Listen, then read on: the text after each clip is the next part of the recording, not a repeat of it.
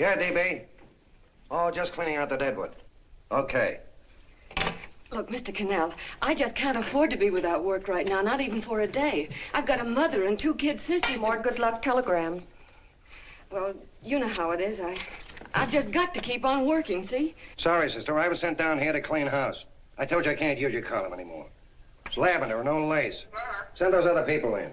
I'll tell you what I'll do. I get $30 a week. I'll take 25, 20 if necessary. I'll do anything you say. It isn't the money. We're after circulation. What we need is fireworks. People are going hit with sledgehammers. Start arguments. Oh, I can do that. I know this town inside out. Oh, give me a chance, All please. right, come in. Cashier's got your check. Who are these people? Gibbs, Frawley, Cunningham, Giles. Hey, your sister. Don't forget to get out your last column before you pick up your check.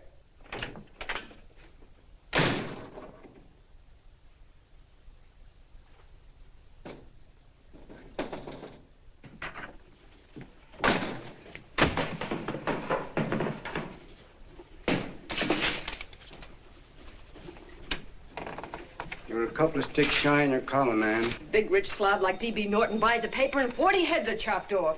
Did you get it, too? Yeah. You too? Oh, Joe. Oh, I'm sorry, darling. Why don't we tear the building down? Before you do, Ann, perhaps you'd better finish this column. Yeah, lavender and old lace. Wait, Joe. Wait. Wants fireworks, huh? Okay.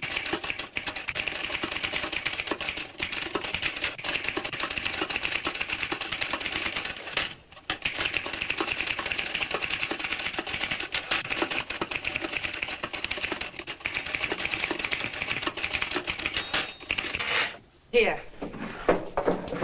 Below is a letter which reached my desk this morning. It's a commentary on what we laughingly call a civilized world. Dear Miss Mitchell, 4 years ago, I was fired out of my job. Since then, I haven't been able to get another one. At first, I was sore at the state administration because it's on account of the slimy politics here we have all this unemployment. But in looking around, it seems the whole world's going to pot. So in protest, I'm going to commit suicide by jumping off the City Hall roof. Signed, a disgusted American citizen, John Doe. Editor's note, if you ask this column, the wrong people are jumping off the roofs. Hey, Ann, this is the old Fakeroo, isn't it? Never mind that, Joe. Go ahead.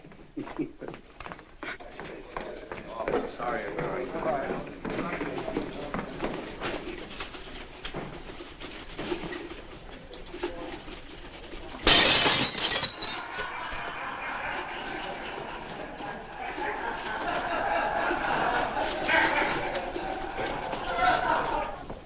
And it's because of the slimy politics that we have all this unemployment here.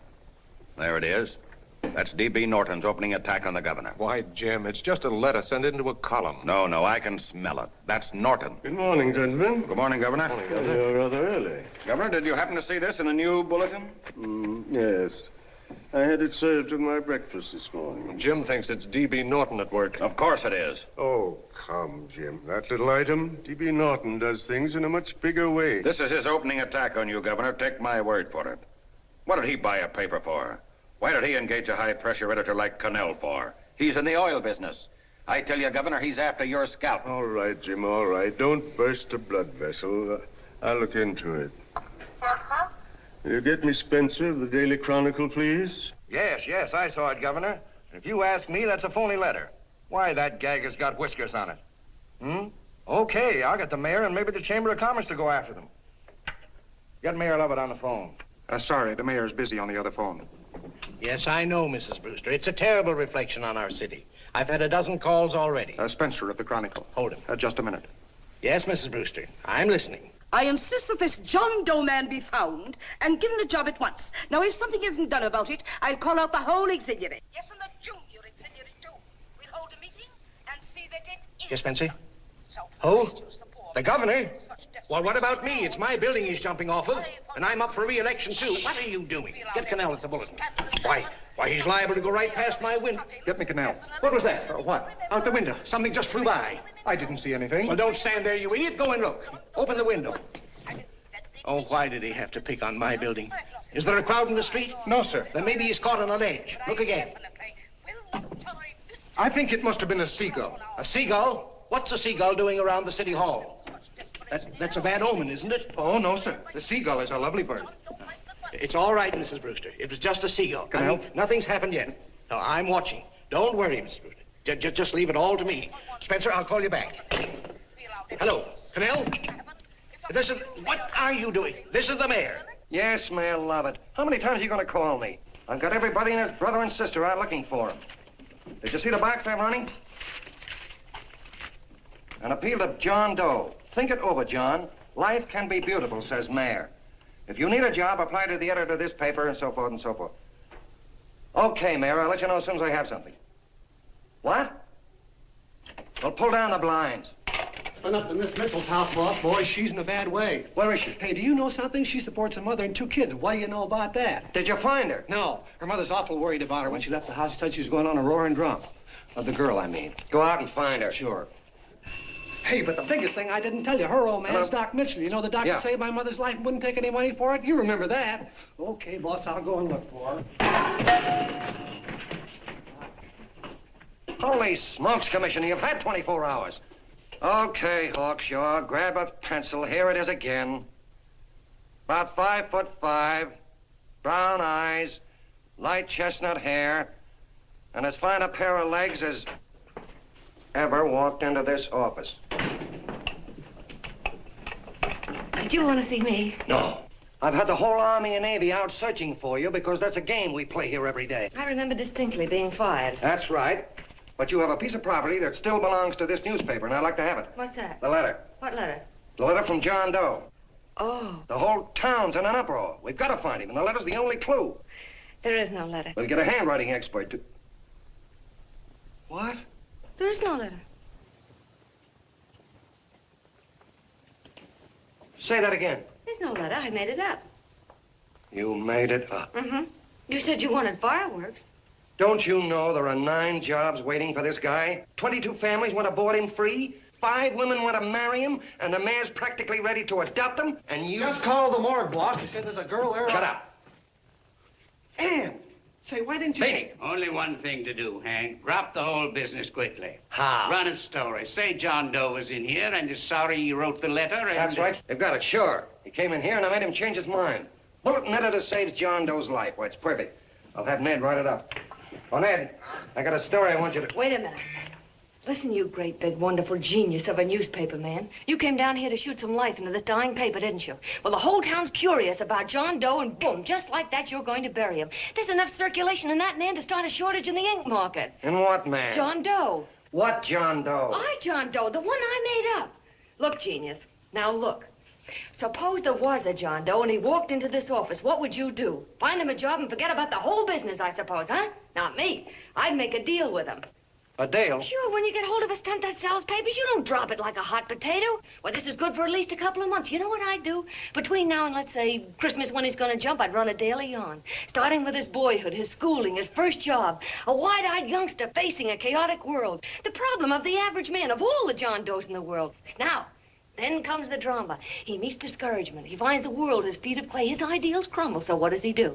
He decides to commit suicide and protest against the state of civilization. He thinks of the river, but no, he has a better idea. The city hall. Why? Because he wants to attract attention. He wants to get a few things off his chest, and that's the only way he can get himself heard. So? So he writes me a letter, and I dig him up. He pours out his soul to me. And from now on, we quote, I protest by John Doe. He protests against all the evils in the world. The greed, the lust, the hate, the fear. All of man's inhumanity to man. Arguments will start. Should he commit suicide or should he not? People will write in pleading with him. But no, sir, John Doe will remain adamant. On Christmas Eve, hot or cold, he goes. See? Very pretty. Very pretty indeed, Miss Mitchell. But would you mind telling me who goes on Christmas Eve? John Doe. What John Doe? The one we hire for the job, you lunkhead. Wait a minute. Let me get this through this lame brain of mine. Are you suggesting we go out and hire someone to say he's going to commit suicide on Christmas Eve? Is that it? Well, you're catching on. Who, for instance? Anybody. Beanie'll do. Why, sure. Who, me? Jump off a... Oh, no, any time at Christmas. I'm superstitious.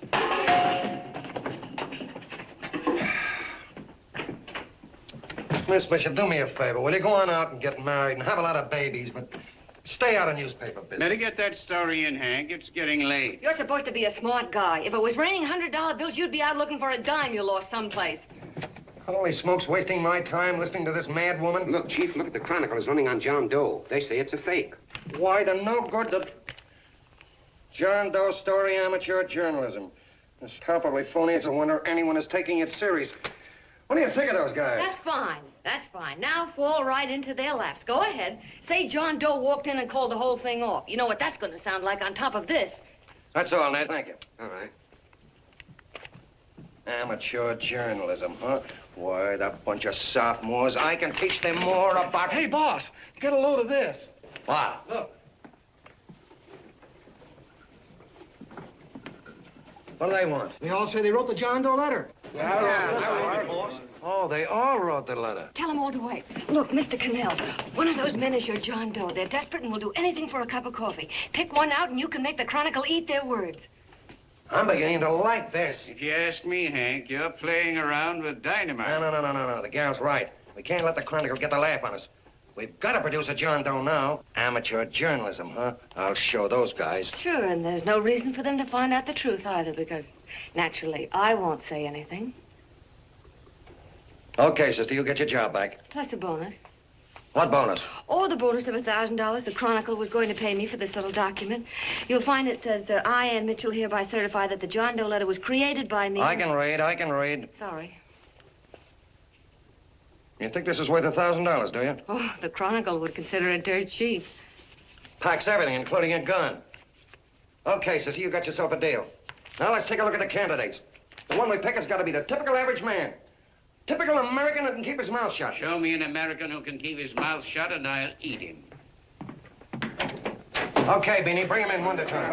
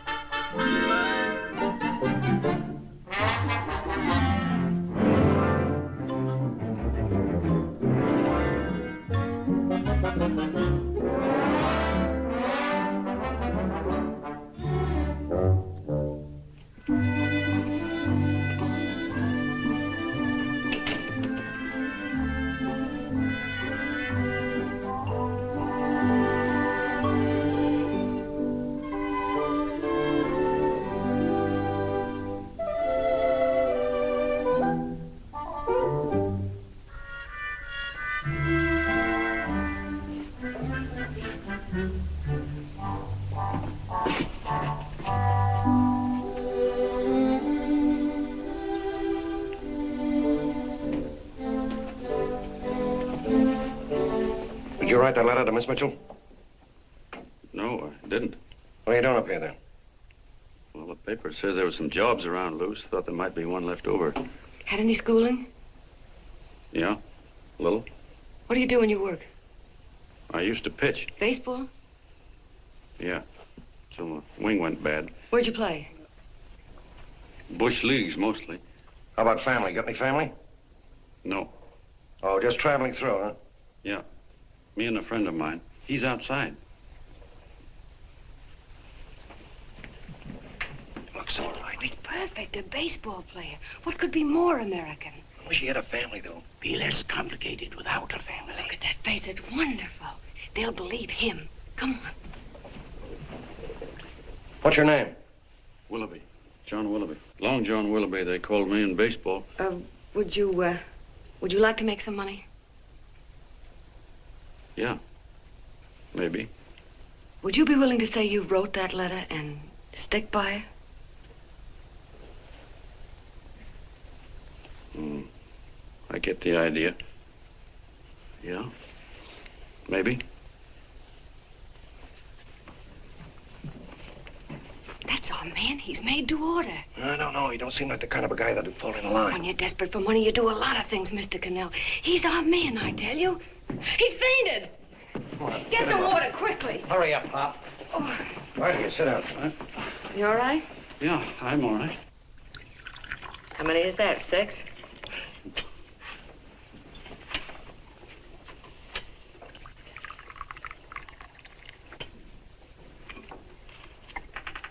Pretty hungry, weren't you?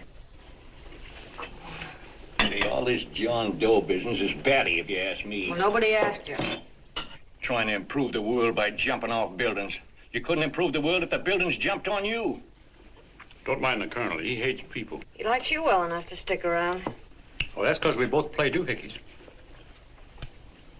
I met him in a boxcar a couple of years ago. I was fooling around with my harmonica, and he comes over and joins in.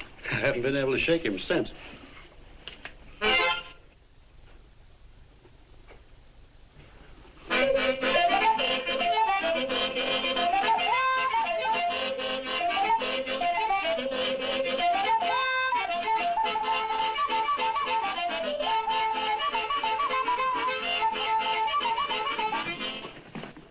Here he is. No, you can't take pictures of him like that, eating a sandwich and with a beard.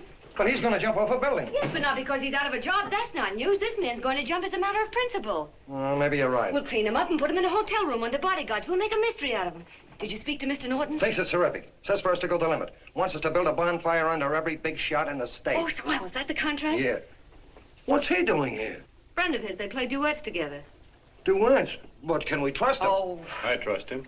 Oh, you trusted me. Well, that's fine. I suppose he trusts you, too. Oh, stop worrying. He's all right. Okay, but we don't want more than a couple of hundred people in on this thing. Now, the first thing I want is an exact copy of the John Doe letter in your own handwriting. I've got it already. Here. Well, that's fine. Now, I want you to sign this agreement. It gives us an exclusive story under your name, day by day, from now until Christmas. On December 26th, you get one railroad ticket out of town. And the bulletin agrees to pay to have your arm fixed. That's what you want, isn't it? Yeah, but it's got to be by Bonesetter Brown. Okay, Bonesetter Brown goes. Here, sign it. Meanwhile, here's $50 of spending money. That's fine. Beanie? Yes, boss. Take charge of him. Get him a suite at the Imperial and hire some bodyguards. Yeah, and some new clothes, Beanie. You think we better have him deloused? Yeah. Both of them? Yes, both of them, but don't let them out of your sight. Hey, Beanie, gray suit, huh? Yeah. Okay, fellas.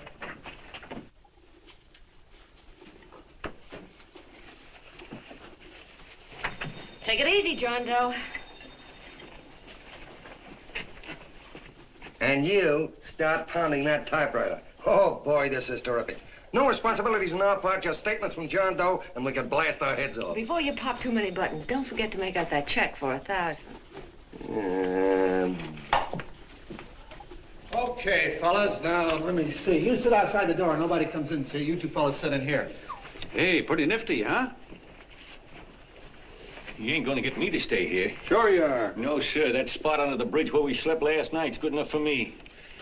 Say, what'll I do with this baggage? Let's stick him in the bedroom. Give me mine. I ain't staying. You know, we were headed for the Columbia River country before all this John Doe business came up. You remember that, don't you? Sure, I remember. Say, your ears popped coming up in the elevator. Mine did. All along, John. I tell you, it's no good. You're gonna get used to a lot of stuff that's gonna wreck you. Why, that $50 in your pocket's beginning to show up on you already. And don't pull that on me, neither. Stop worrying, Colonel. I'm going to get my arm fixed out of this. Hey, here's some cigars the boss sent us. Have one. Hey, Help cigars. yourself. No.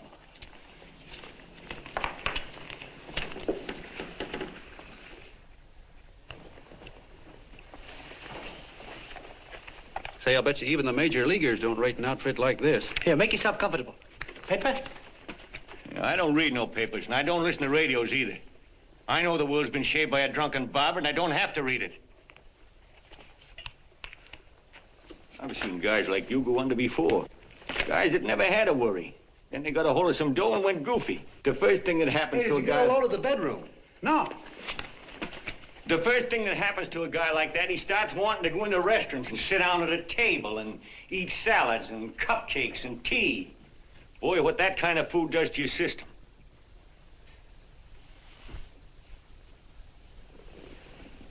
The next thing the dope wants is a room. Yes, sir, a room with steam heat and curtains and rugs. And before you know it, he's all softened up and he can't sleep unless he has a bed. Hey, stop worrying, Colonel. $50 ain't gonna ruin me. I've seen plenty of fellas start out with $50 and wind up with a bank account. Hey, what's the matter with the bank account anyway? And let me tell you, Long John, when you become a guy with a bank account, they got you. Yes, sir, they got you. Who's got him? The helots. Who? Hey, there's the City Hall tower I was supposed to jump off of. It's even higher than this. Who's got him? The helots. Woo! Hey, wait a minute! You're not supposed to jump till Christmas Eve. Do you want to get me in a jam? If it's going to get you in a jam, we'll do you a favor. I won't jump. And when they got you got no more chance than a road rabbit. Hey, who'd you say was going to get him? Say, is this one of those places where you ring if you want something? Yeah, just use the phone. Boy, I've always wanted to do this. Hey, Doc, look. Look, Doc. Give me that again, will you? Who's going to get him? The helots. Who are they? Listen, sucker, you ever been broke? Sure, mostly often. All right. You're walking along. Not a nickel in your jeans. You're free as the wind. Nobody bothers you.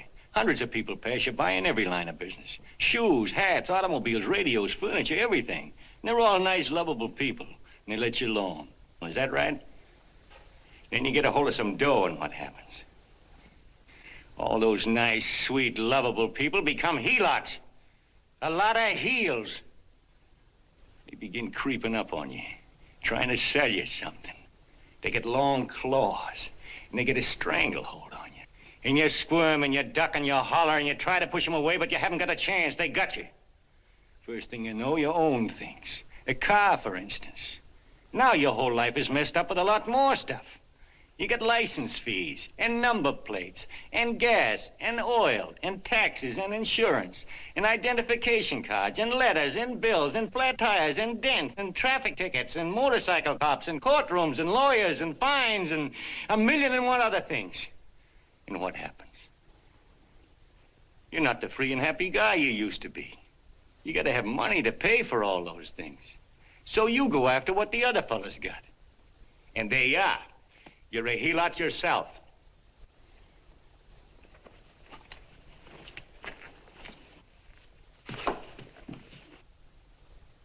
You win, Colonel. Here, take the 50.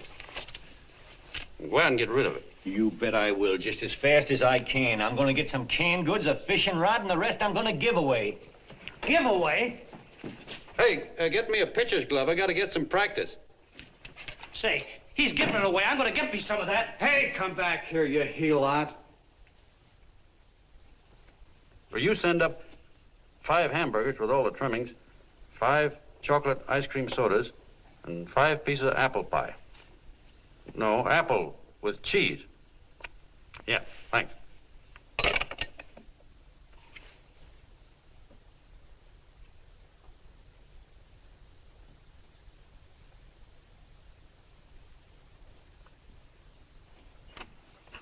Hello there. Well, well. If it isn't the man about town. All set, Miss Anne. Oh, yes. Let's go. Let's see, we want some action in these pictures. Action? Mm-hmm. That's good. No. This man's going to jump off a roof. Oh. Here, wait a minute. Let me comb your hair. Sit down. Yeah, that's better.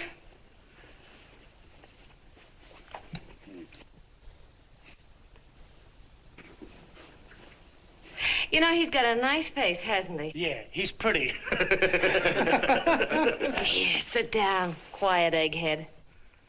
All right, now a serious expression. Can't. I'm feeling too good. Oh, come on now. This is serious. You're a man disgusted with all of civilization. With all of it? Yes, you're sore at the world. Come on now. Oh, crabby guy, huh? Yeah. No.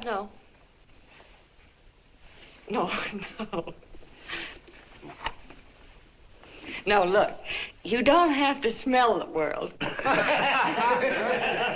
Well, all those guys in the Never picture mind those guys. All right, stand up. Now, let's see what you look like when you protest. Against what? Against anything, just protest.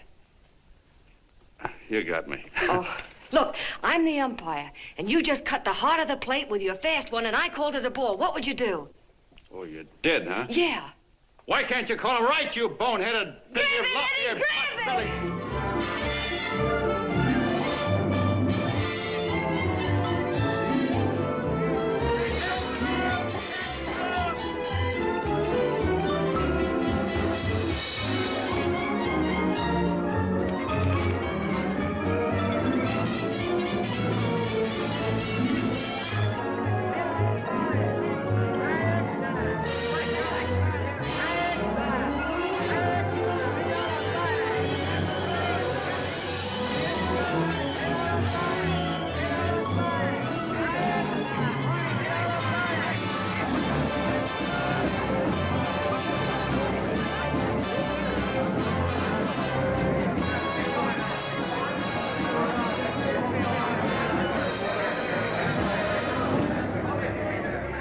don't care whose picture they're publishing.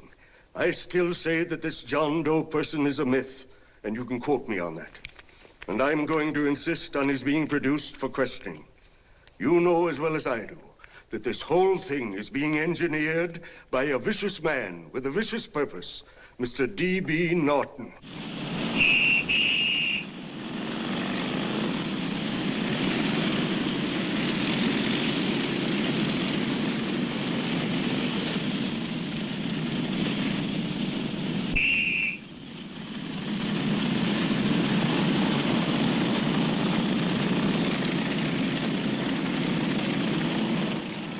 And Miss Mitchell are at the house, sir. Oh, they are? All right, come on. Personally, I think it's just plain stupidity to drop it. Now, you should see his fan mail, thousands. Why, it's going over like a house afire. What are you afraid of, Canal? It's doubled our circulation. Yeah, but it's got everybody sore. Ads are being pulled. The governor's starting a libel suit. What's more, they all know John Doe's a phony, and they insist on seeing Well, what about it? Let them see him. We'll go on one better. They can also hear him. You own a radio station, Mr. Norton. Why not put him on the air? Watch out for this damn DB. She'll drive you batty. Oh, Look, we can't let him get to this Bush League pitcher and start pumping him. Good night. Now, tell him what that screwball might do. I walk in yesterday, here he is, standing on a table with a fishing pole, fly casting. Take my advice and get him out of town before this thing explodes in our faces. If you do, Mr. Norton, you're just as much of a dumb cluck as he is. Excuse me. No, you got yourself a meal ticket and you hate to Sure, let it's go. a meal ticket for me, I admit it, but it's also a windfall for somebody like Mr. Norton who's trying to crash national politics. That's what you bought the newspaper for, isn't it? You want to reach a lot of people, don't you? Well, put John Doe in the air and you can reach 130 million of them. He can say anything he wants and they'll listen to him. All right, we'll forget the governor and the mayor and all the small fry like that. This can arouse national interest. If he made a hit around here, he can do it every place else in the country. And you'll be pulling the strings, Mr. Norton. Go down to the office and arrange for some radio time. What, DB, you're not going to as fall... soon as possible. Okay. I just came in to get warm myself. Come on, let's go. Don't you go. I want to talk to you.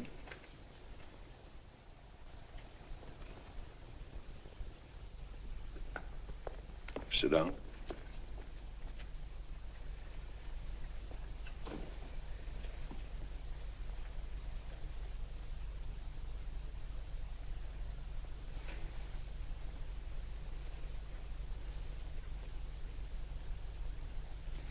Hey, this John Doe idea was yours, huh? Yes, sir.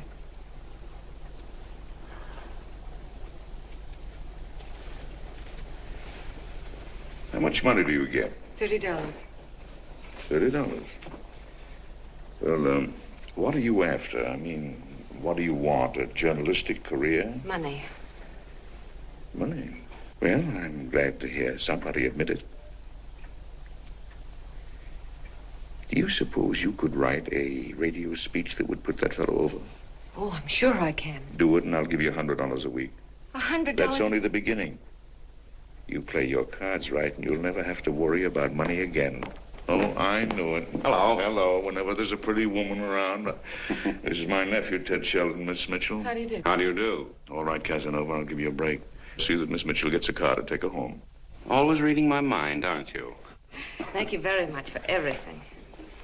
And Miss Mitchell, I think from now on you'd better work directly with me. Yes, sir.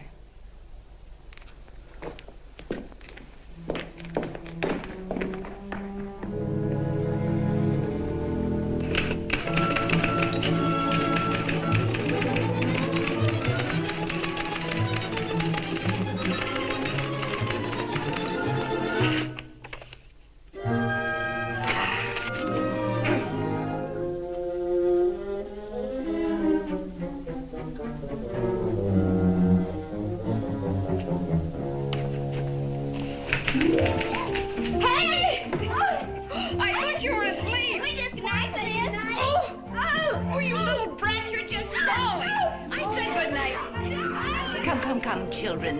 It's past your bedtime. Go on, Mama. Come on. Now, keep Booch off Stick your fork through me. I'm done. I'll never get this speech right. Oh, yes, you will, Ann, dear. You're very clever. Yeah, I know. What are you looking for? Your purse. I need $10. What for? I gave you 50 just the other day. Yes, I know, dear, but Mrs. Burke had her baby yesterday. 9 pounds. And there wasn't a thing in the house. And then the community chest lady came. And the 50's all gone, huh? Who's the 10 for? The Websters. The Websters. You remember those lovely people your father used to take care of. I thought I'd buy them some groceries. Oh, Anne, dear, it's a shame those... You're marvelous, Ma. You're just like Father used to be. Do you realize a couple of weeks ago we didn't have enough to eat ourselves? Well, yes, I know, dear, but these people are in such need. And we have plenty now. If you're thinking of that $1,000, forget it. It's practically all gone. We owed everybody in town. Now, you just gotta stop giving all your money away. Oh, Anne, dear. Oh, I'm sorry, Ma. Oh, don't pay any attention to me. I guess I'm just upset about all this. Gee whiz, here I am with a great opportunity to get somewhere, to give us security for once in our lives, and I'm stuck. If I could put this over, your Mrs. Burke can have 6 babies. You mean this speech you're writing? Yeah, I don't know. I simply can't get it to gel. I created somebody who's going to give up his life for a principle. Hundreds of thousands of people are going to listen to him over the radio. And unless he says something that's sensational, it's just no good. Well, honey, of course, I don't know what kind of a speech you're trying to write, but judging from the samples I've read, I don't think anybody will listen. What? Darling, there's so many complaining political speeches. People are tired of hearing nothing but doom and despair on the radio. If you're going to have him say anything, why don't you let him say something simple and real, something with hope in it? If your father were alive, he'd know what to say. Oh, yeah. Father certainly would. Wait a minute.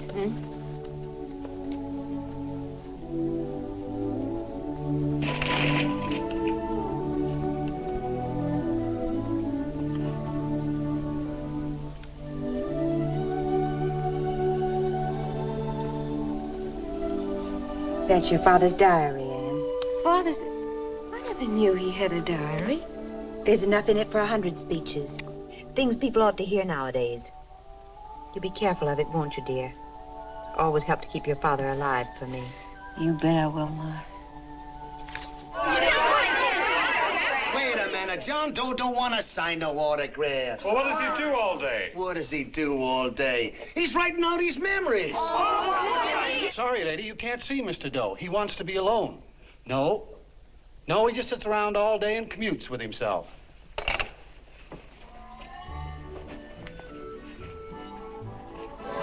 Oh!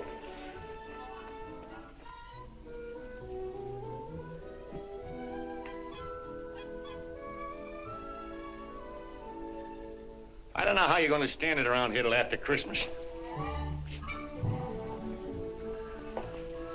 I'll bet you ain't heard a train whistle in 2 weeks.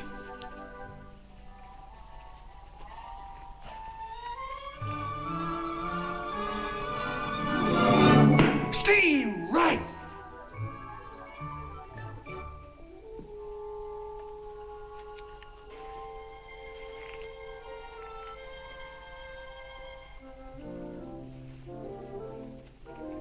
I know why you're hanging around.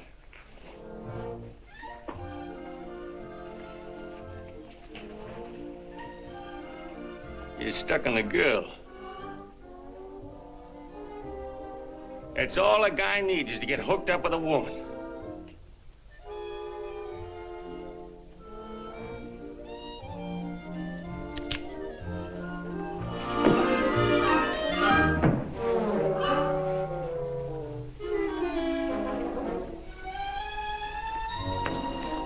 What was that, a single? First baseman dropped the ball. Butterfingers. Tough luck, pal.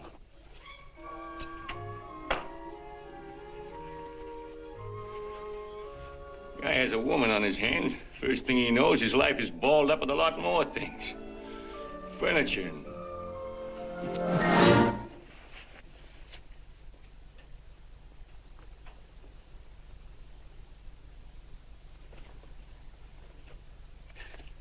Did you get him?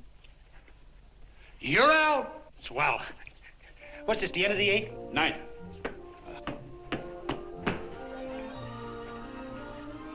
Hey, Beanie, there's a couple of mugs from the Chronicle snooping around out here. Huh. Come on, Angel Face. Gangway. What's the score, Angel Face? 3-2, our favor. Gee, that's great.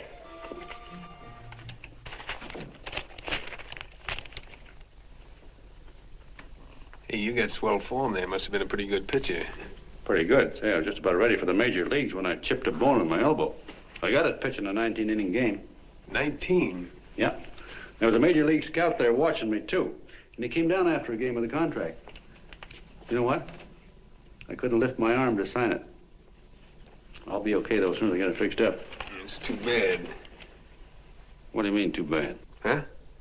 Oh, that you'll never be able to play again. What are you talking about? I just told you I was going to get Well, you know how they are in baseball if a guy's mixed up in a racket. Racket? What do you mean? Well, I was just thinking about this John Doe business. Why, as soon as it comes out it's all a fake, you'll be washed up in baseball, won't you? Yeah. Hey, doggone. I never thought about that.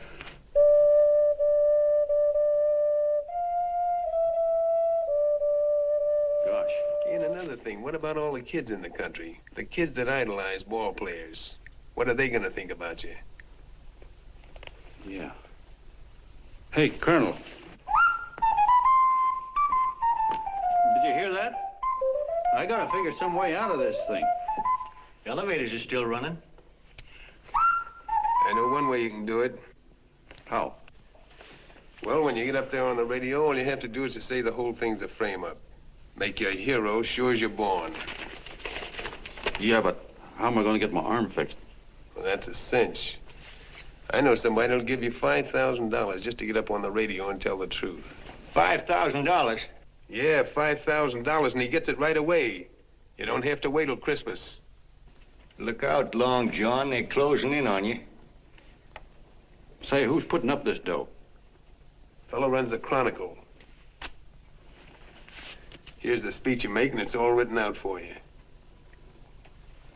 $5,000. Holy mackerel, I can see the helots coming, the whole army of them. It's on the level.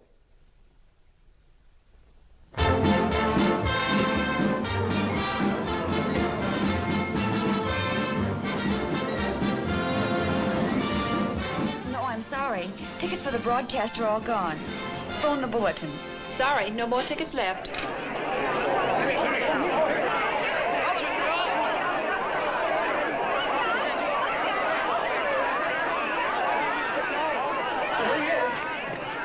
Hello, John. All set for the big night? Swell. Turn around. One moment. Now stand still. Huh? Mr. Doe. Hold it. Big smile, Mr. Doe. That's right. Okay, Beanie, that's All right, all. Take stand him here. out. Hold on. Oh, yeah. Now, look, John, here's the speech. It's in caps and double spaced. You won't have any trouble reading it. Not nervous, are you? No. Of course not. He wouldn't be. Who? John Doe, the one in there. Hey, don't let your knees rattle. It picks up on the mic. Oh, Beanie, you needn't be nervous, John. All you have to remember is to be sincere. Pick up that phone, Miss Mitchell. It's for you. Okay. Hello? Yes, Mother. Oh, thank you, darling. Oh, there he is, the poor dear man. Oh, good luck to you, Mr. Doe. We want you to know that we're all for you. The girls all decided that you're not to jump off any roof at all. Oh, we'll stop it. You got the speech I gave you? Yeah. Now, look. I'll give this money to the colonel just as soon as you get started. We'll have a car waiting at the side entrance for you. Okay. How'd you get in here? Huh? Oh, I just came in to wish him Come luck. on, out. Mother says good luck, too. John, when you read that speech, please believe every word of it. He's turned out to be a wonderful person, John. Who? John Doe, the one in the speech. Oh. You know something? I've actually fallen in love with him. All right, there he is, sister. Now, come on, plenty of room. What's the idea? No, that's too much. That's not so much. Come on. That's it. Oh, this is no time for cheap publicity, Mr. Cannell. Listen, if that guy lays an egg, I want to get something out of it. I'm getting a Jane Doe ready. Oh, come on. Here, Will you, fellas? here you Give me a are. All right, chance. that's I enough. have to raise just one more. Now, that's fine, honey. You go ahead. After you've been doing. You've done everything, honey. Go ahead. How you doing? Oh. All right, Benny, bring him in. Holy smoke, a half a helot. There you are, boss, just like you ordered. Symbols of little people. Okay, get him up. All right, young fella. This is ridiculous, Mr. Cannell. Come on, give me a chance. The man's on the air, please. Look at him. Oh, fellas, of course you can have all the pictures you want afterwards. No, come on, afterwards. You can have a... Come on, that's right. Afterwards, you can get all the pictures you want. Thank you very much. Come on, will you? Afterwards, that's right. Come on, Snooks, you better bail out. Okay, goodbye, Mr. Doe. Beanie. All right. Better get ready. 1 minute to go. Wow, 1 minute to go and the score is nothing to nothing. Now, please, John, you won't let me down, will you? Will you? Of course you won't. If you'll just think of yourself as the real John Doe. Listen, everything in that speech are things a certain man believed in. He was my father, John. When he talked, people listened. And they listened to you, too. Funny. You know what my mother said the other night? She said to look into your eyes, that I'd see Father there. Hey, what do you say? Okay, we're coming. Come on. Now, listen, John, you're a pitcher. Now get in there and pitch.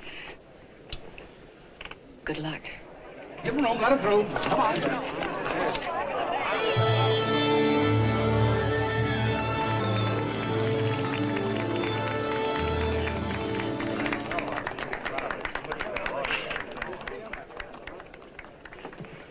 Hey, let's get out of here. There's the door right there. Hey, what are you doing here? That's what I'd like to know. Come on, out. Hey, he's a friend of mine. Never mind, let him alone. He's all right. I'll be right over there pulling for you. No, John, over here.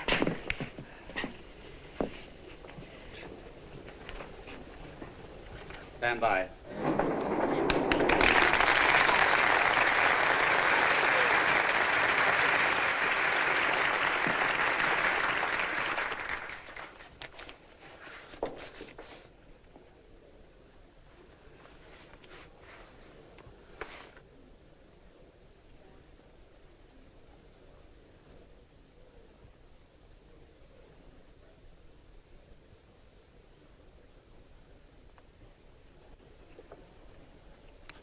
Phone the Chronicle. Tell them to start getting those extras out.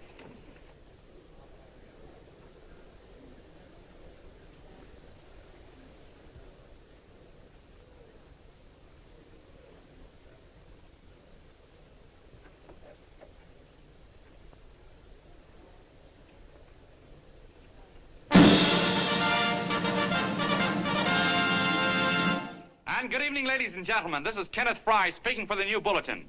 Tonight we give you something entirely new and different. Standing beside me is the young man who has declared publicly that on Christmas Eve he intends to commit suicide, giving as his reason, quote, "I protest against the state of civilization," end quote. Ladies and gentlemen, the New Bulletin takes pleasure in presenting the man who is fast becoming the most talked of person in the whole country, John Doe.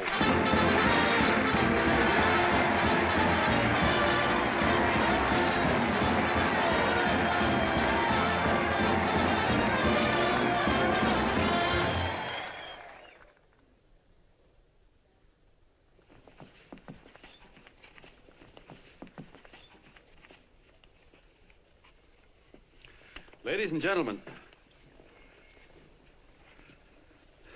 I am the man you all know as John Doe.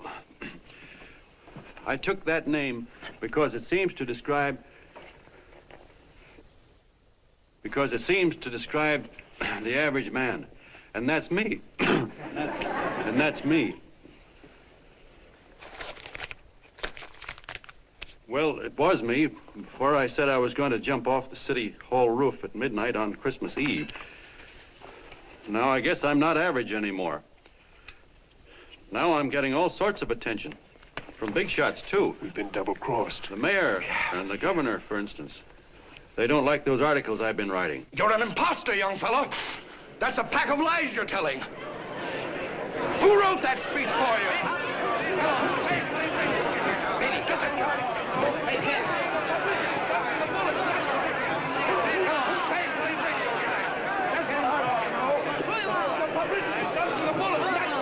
Spencer. Ladies and gentlemen, the disturbance you just heard was caused by someone in the audience who tried to heckle Mr. Doe. The speech will continue.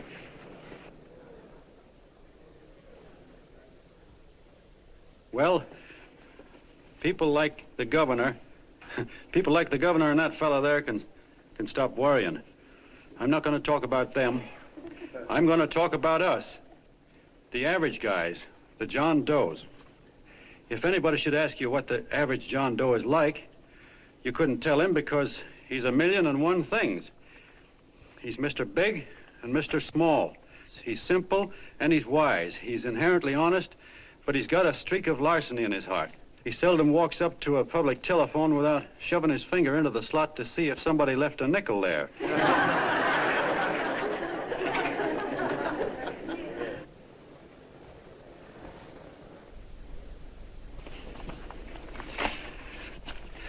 He's the man the ads are written for. He's the feller everybody sells things to.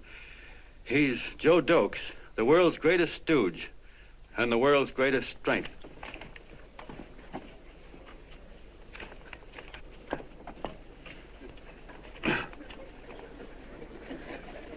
Yes, sir. Yes, sir, we're a great family, the John Does.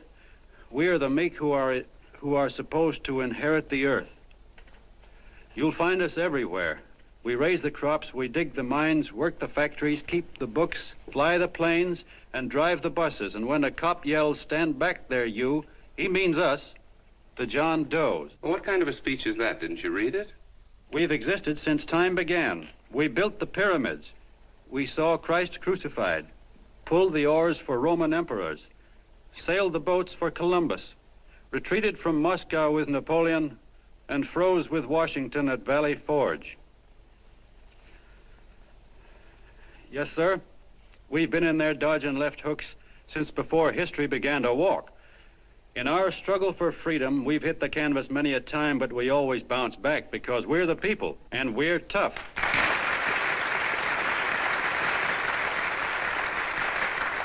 They've started a lot of talk about free people going soft, that we can't take it. That's a lot of hooey. A free people can beat the world at anything, from war to tiddlywinks, if we all pull in the same direction.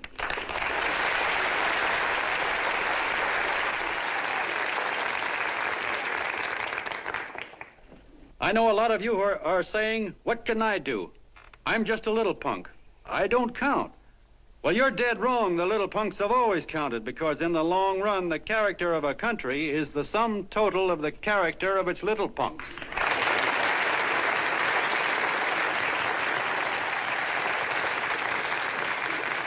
But we've all got to get in there and pitch. We can't win the old ball game unless we have teamwork.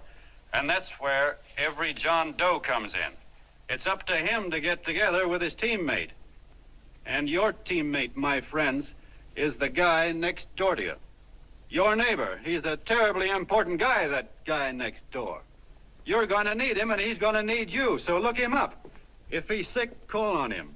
If he's hungry, feed him. If he's out of a job, find him one. To most of you, your neighbor is a stranger, a guy with a barking dog and a high fence around him. Now, you can't be a stranger to any guy that's on your own team. So tear down the fence that separates you. Tear down the fence, and you'll tear down a lot of hates and prejudices. Tear down all the fences in the country, and you'll really have teamwork.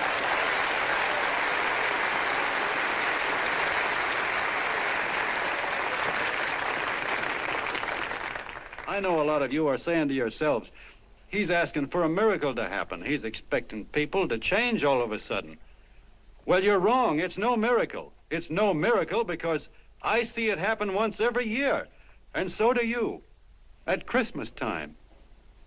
There's something swell about the spirit of Christmas, to see what it does to people, all kinds of people. Now, why can't that spirit, that same warm Christmas spirit, last the whole year round?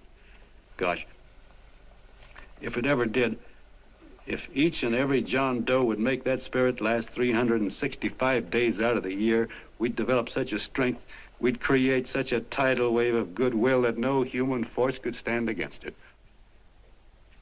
Yes, sir, my friends. The meek can only inherit the earth when the John Does start loving their neighbors. You better start right now. Don't wait till the game is called on account of darkness. Wake up, John Doe. You're the hope of the world.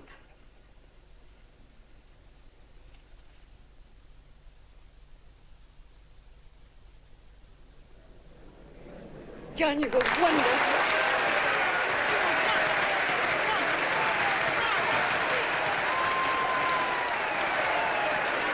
Let's get out of here. Now you're talking.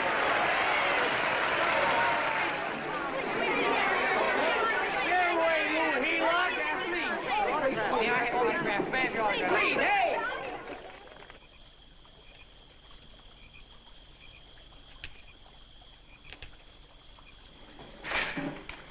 I knew you'd wake up sooner or later.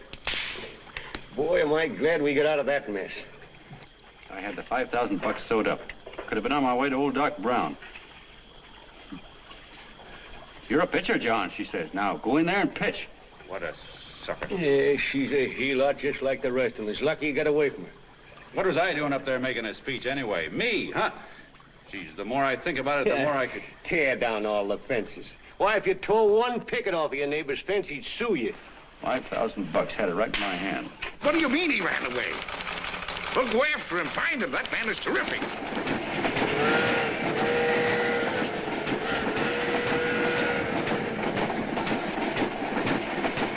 Columbia River, here we come.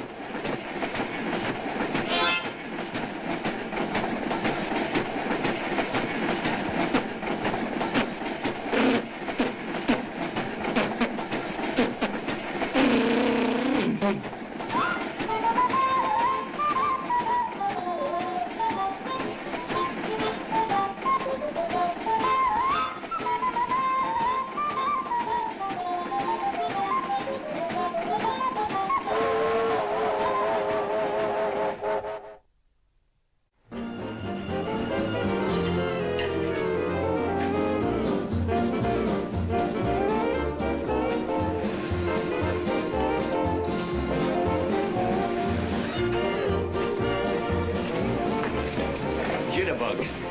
Yeah. Hey, how much money we got left? 4 bits. Better make it donuts, huh? Yeah.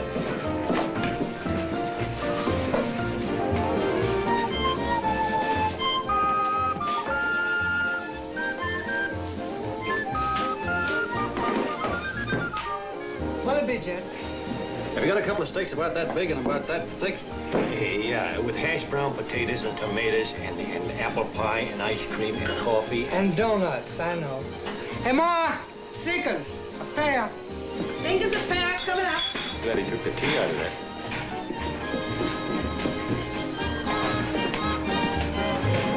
Hey, look. Join the John Doe Club. John Doe Club.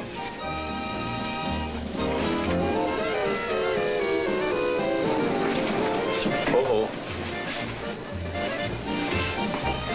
You John Doe? Who?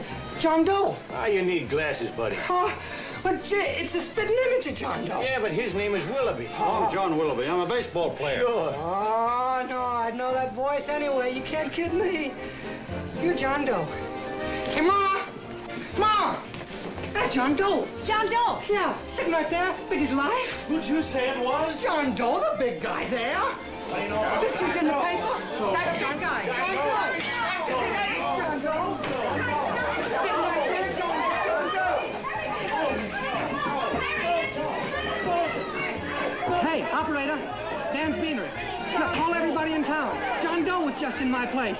Yeah, he ordered donuts.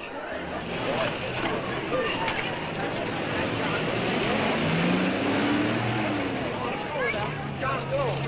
Let's see John Doe. Come on.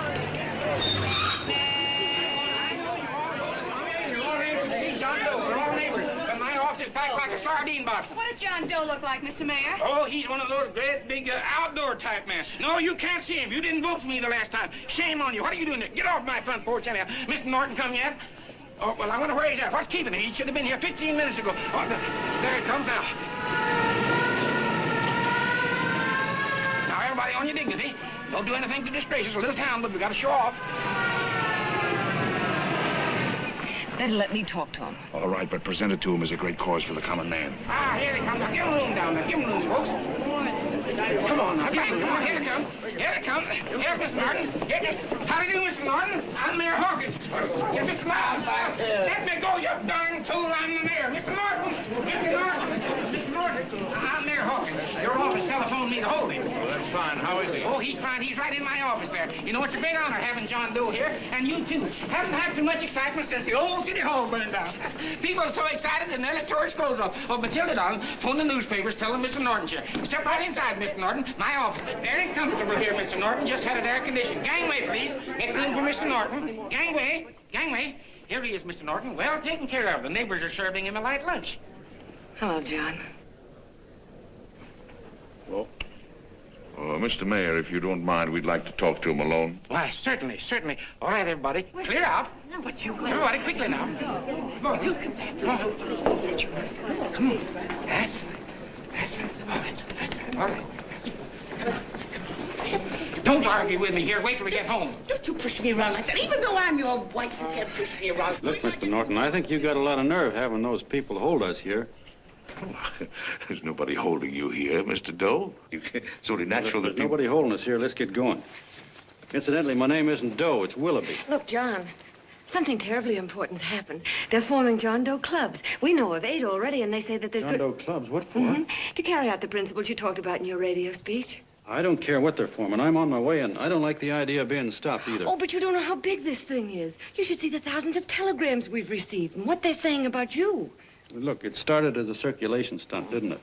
Well, you got your circulation. Now, why don't you let me alone? Oh, it started as a circulation stunt, but it isn't anymore. Mr. Norton wants to get back of it and sponsor John Doe clubs all over the country. He wants to send you on a lecture tour. Me? Uh-huh. Well, certainly, with your ability to influence people, it might grow into a glorious movement. Say, let's get something straight here. I don't want any part of this thing. If you got an idea I'm going around lecturing to people, why, you're crazy. Baseball's my racket, and I'm sticking to it. Come on, Colonel, let's get out of here. John, please, please. I just got rid of one crowd. But please, Mr. Mayor, tell him the John Doe Club wants to talk to him. Let them in, Mr. Mayor. Let them come in. Okay, folks, but remember your manners. No stampeding. Walk slow, like you do when you come to pay your taxes.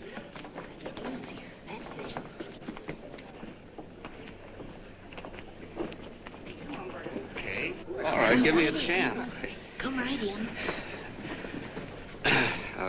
My name's Bert Hansen, Mr. Doe. I'm the head soda jerker at Schwabacker's drugstore. Well, sir, you see, me and my wife, we heard your broadcast, and we got quite a bang out of it. Especially my wife. Kept me up half the night saying, that man's right, honey. The trouble with the world is nobody gives a hoot about his neighbor. That's why everybody in town's sore and cranky at each other. And I kept saying, well, that's fine, but how's a guy gonna go around loving the kind of neighbors we got? Old Sourpuss, for instance. You see, Sourpuss Smithers is a guy lives all alone next door to us. He's a cranky old man and runs a second-hand furniture store. We haven't spoken to him for years. I always figured he was an ornery old gent that hated the world because he was always slamming his garage door and playing the radio so loud he kept half the neighbors up. Well, anyway, the next morning I'm out watering the lawn and I look over and there's Sourpuss on the other side of the hedge straightening out a dent in his fender. And my wife yells to me out the window. She says, go on, speak to him, Bert. And I figured, well, heck, I can't lose anything, so I yelled over to him, good morning, Mr. Smithers. He went right on pounding his fender. Was I burned? So I turned around to give my wife a dirty look, and she said, louder, louder, he didn't hear you. So in a voice you could have heard in the next county, I yelled, good morning, Mr. Smithers. Well, sir, you could have knocked me over with a feather. Old Sourpuss turned around, surprised-like, and he put on a big smile, came over and took my hand like an old lodge brother, and he said, good morning, Hanson. I've been wanting to talk to you for years, only I thought you didn't like me.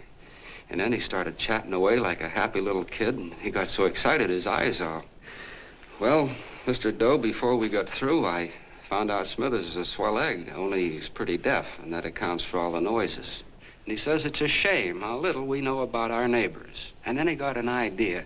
And he said, how's about inviting everybody someplace where we can all get together and know each other a little better? Well, I'm feeling so good by this time, I'm ripe for anything. So Smithers goes around the neighborhood inviting everybody to a meeting at the schoolhouse. And I tell everybody that comes in the store, including Mr. Schwabacker, my boss. I'm talking too much. Well, I'll be doggone if for 40 people don't show up. Of course, none of us knew what to do, but we sure got a kick out of seeing how glad everybody was just to say hello to one another. Tell him about making Sourpuss chairman. Oh, yeah, we made Sourpuss chairman and decided to call ourselves the John Doe Club. And say, incidentally, this is my wife. Come here, honey. This is my wife, Mr. Doe. How do you do, Mr. Doe? Sourpuss is here, too. Oh, is he? This is Sourpuss, or excuse me, Mr. Smithers, Mr. Doe. That's all right. If you didn't call me Sourpuss, it wouldn't feel natural. Well, anyway, I guess nearly everybody in the neighborhood came except the Delaney's. The Delaney's live in a big house with an iron fence around it, and they always keep their blinds drawn. And we always figured that he was just an old miser that sat back counting his money, so why bother about inviting him? Until Grimes, the milkman, spoke up and he said, say, you've got the Delaney's all wrong.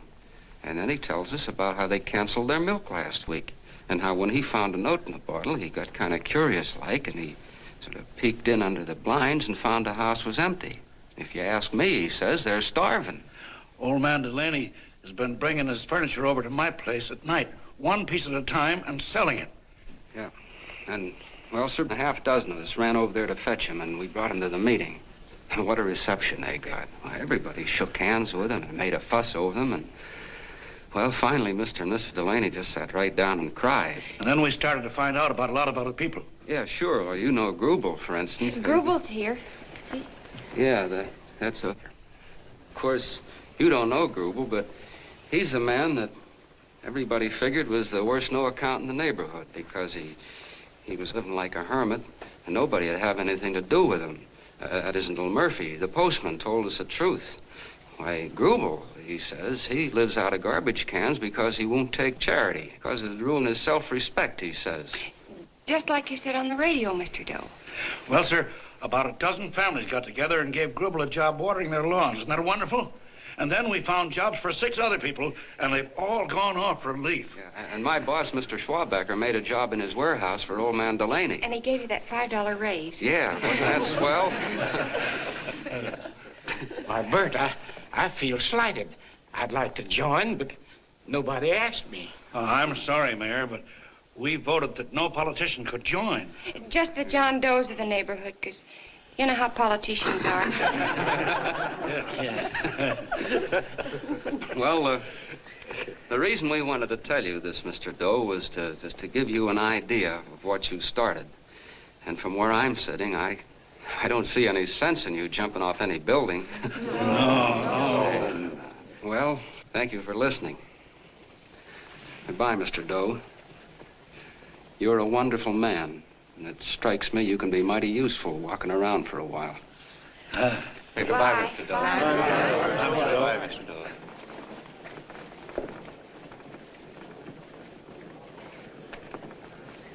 I'm Mrs. Delaney, Mr. Doe. And God bless you, my boy.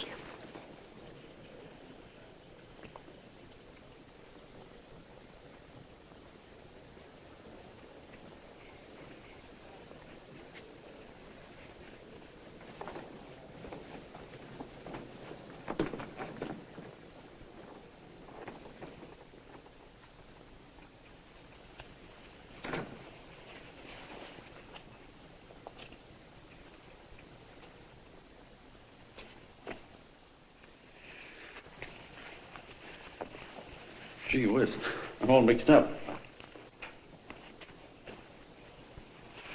I don't get it.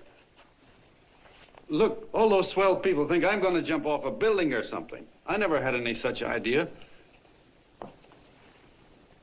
Gosh.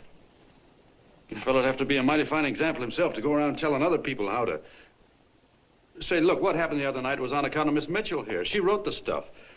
Don't you see what a wonderful thing this can be? But we need you, John. You're hooked. I can see that right now. They got you. Well, I'm through. For 3 years, I've been trying to get you up to the Columbia River country.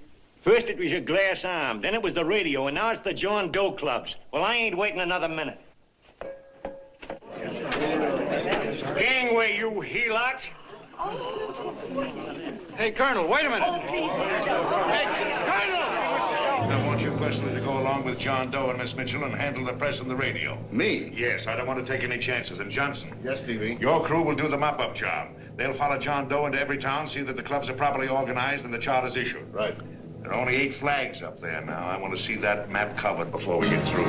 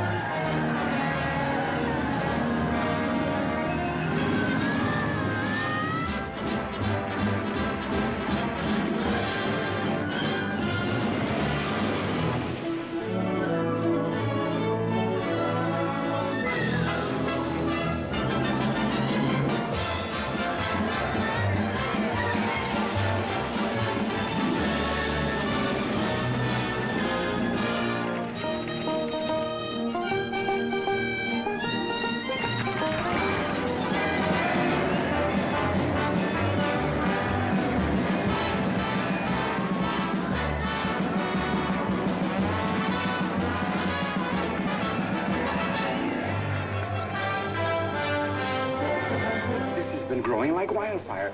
If they made demands, I'd understand it. But the John Does ask for nothing. People are going off relief. If this keeps up, I'll be out of a job. As soon as it gets strong enough, we'll find out what John Doe wants. 30 every Thursday, 60 at 60. Who knows what? I'm sorry, boss. They just won't let anybody talk politics to them. It's crazy. We've got to get to them. They represent millions of voters.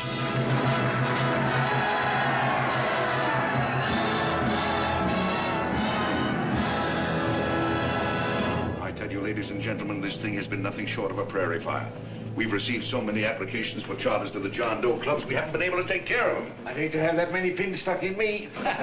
This John Doe convention is a natural. It's going to put our city on the map.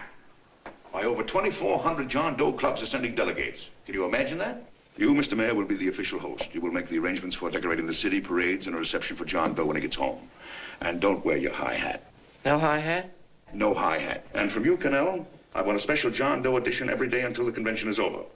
And now, if you will, please step into the outer office and look your prettiest because there are photographers there to take pictures of this committee. Don't worry, D.B. Everything will be taken care of. Isn't it all too wonderful? Gather down here in a nice group now. Get a nice rug here. Oh, Mr. Mayor, would you step down in front row, please? You ladies get close to him. That's it. Well, I don't get it. Get what? Look, DB, I'm supposed to know my way around. This John Doe movement has cost you a fortune. Now, this convention is going to cost plenty. Well? Well, I'm stuck with 2 and 2, and I'm a sucker if I can make 4 out of it. Where do you come in? You'll have the satisfaction of knowing that my money has been spent for a worthy cause. I see. I better stick to running the paper, huh?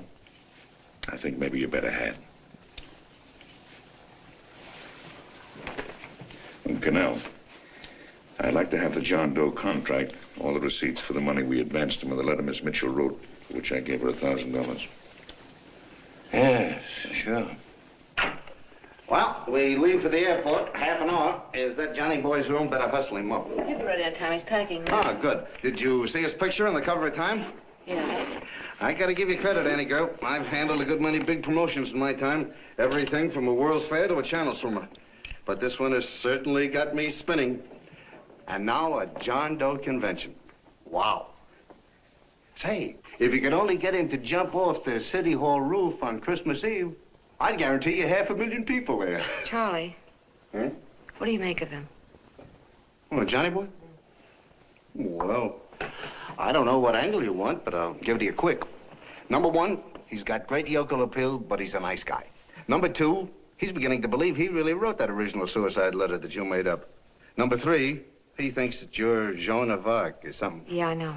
Number 4, well, you know what number 4 is. He's nuts about you. Yeah, it's running out of his ears. You left out number 5. We're all heels, me especially. Holy smoke. Come in.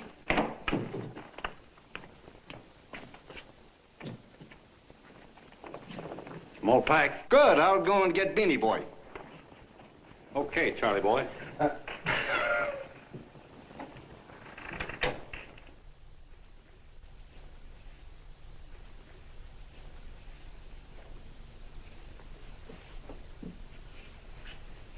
Can I help you pack? No, thank you.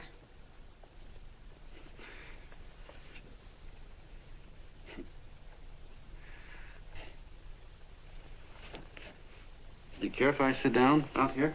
No.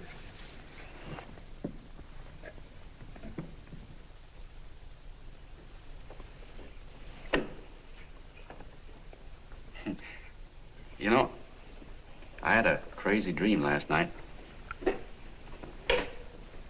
It was about you. About me? Yeah, sure was crazy. I dreamt I was your father.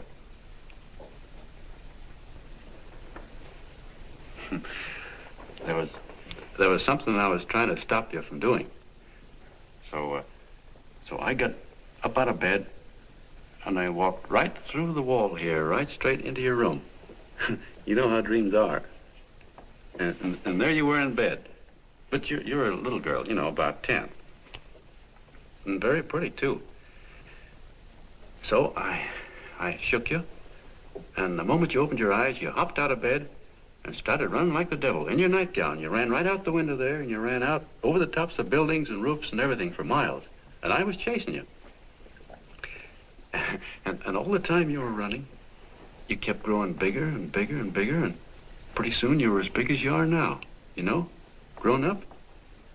And all the time I kept asking myself, what am I chasing her for? And I didn't know. Isn't that a hot one? Well, anyway, you ran into some place, and then I ran in after you, and when I got there you were getting married.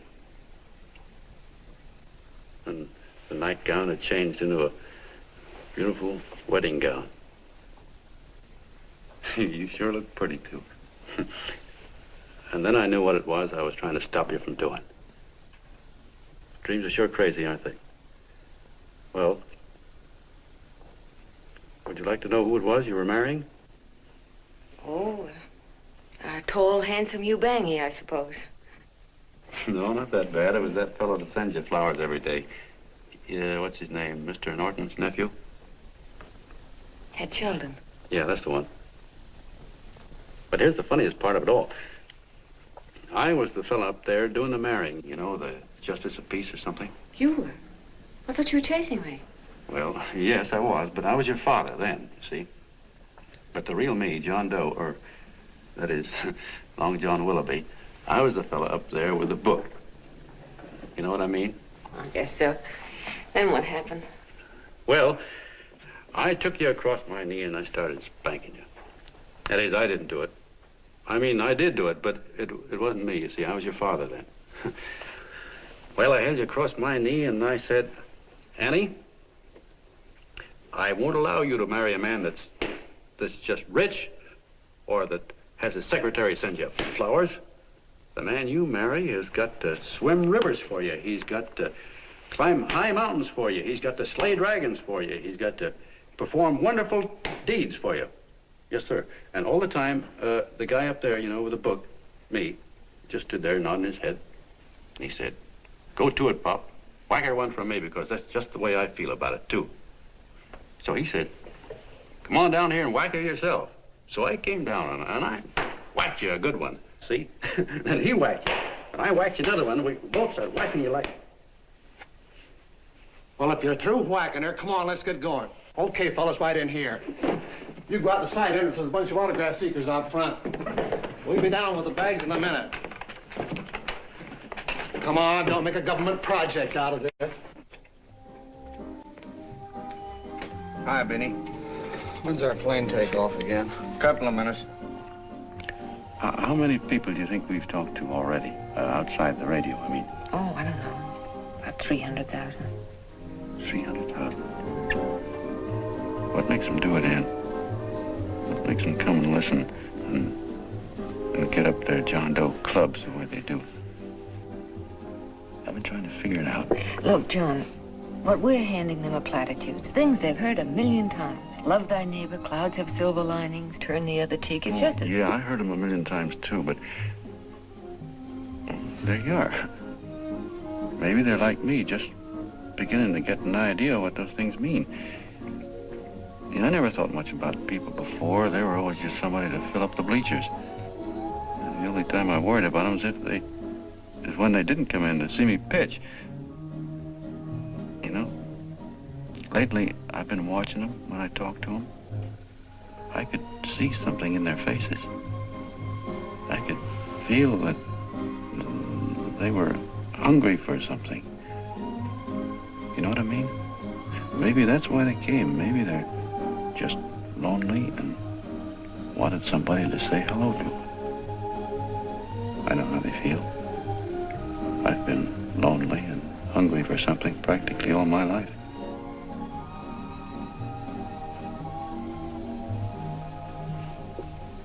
All aboard, folks. That's what I said at the office. Yeah, that's true. Oh, somebody else sitting here? No, that's your seat. And this is your coat. Mine? A little token of appreciation. Oh. Oh, it's beautiful, D.B. Well, I don't quite know what to say. Well, don't say anything at all. Just sit down. Oh. Go ahead, open it. Oh.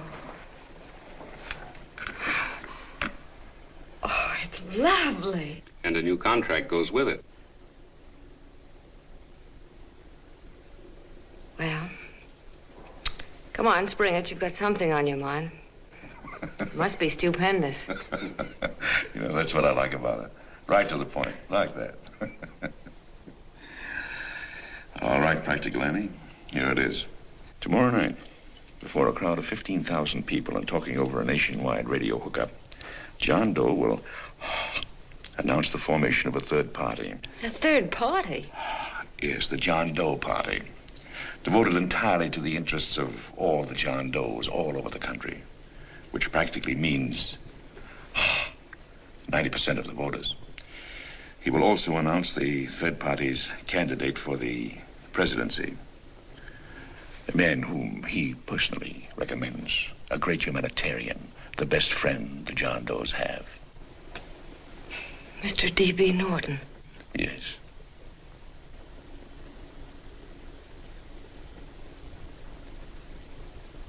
Wow.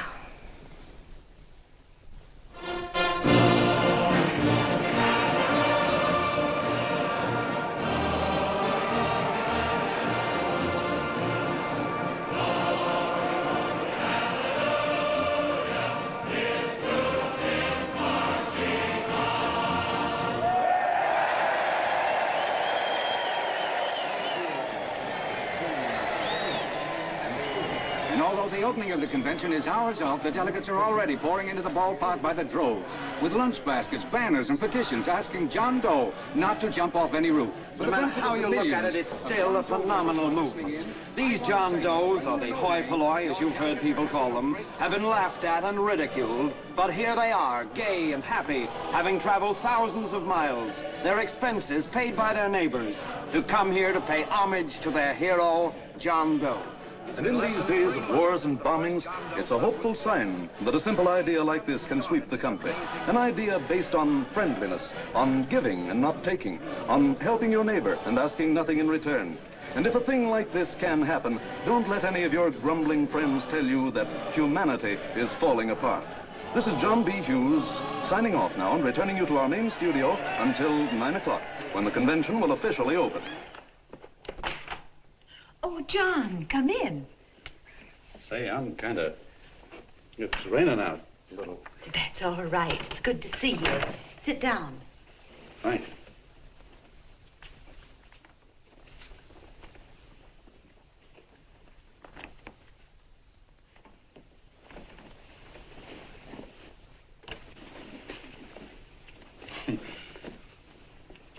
It's for Anne. Oh, how nice. Thank you very much. Flowers. I'm terribly sorry she isn't here. She isn't? No, she just left. I'm surprised you didn't run into her. She went over to Mr. Norton's house. Oh. Did you want to see her about something important? Yeah, well, no, it'll wait. Say, he's a nice man, isn't he? Mr. Norton, I mean. He's done an awful lot for the...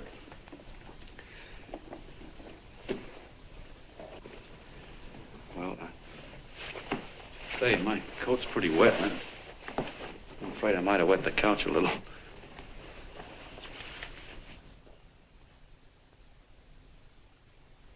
Well, I guess I'll see her at the convention later. Yes, of course. I'll see that she gets the flowers. Thanks. Good night, Mrs. Mitchell. Good night, John.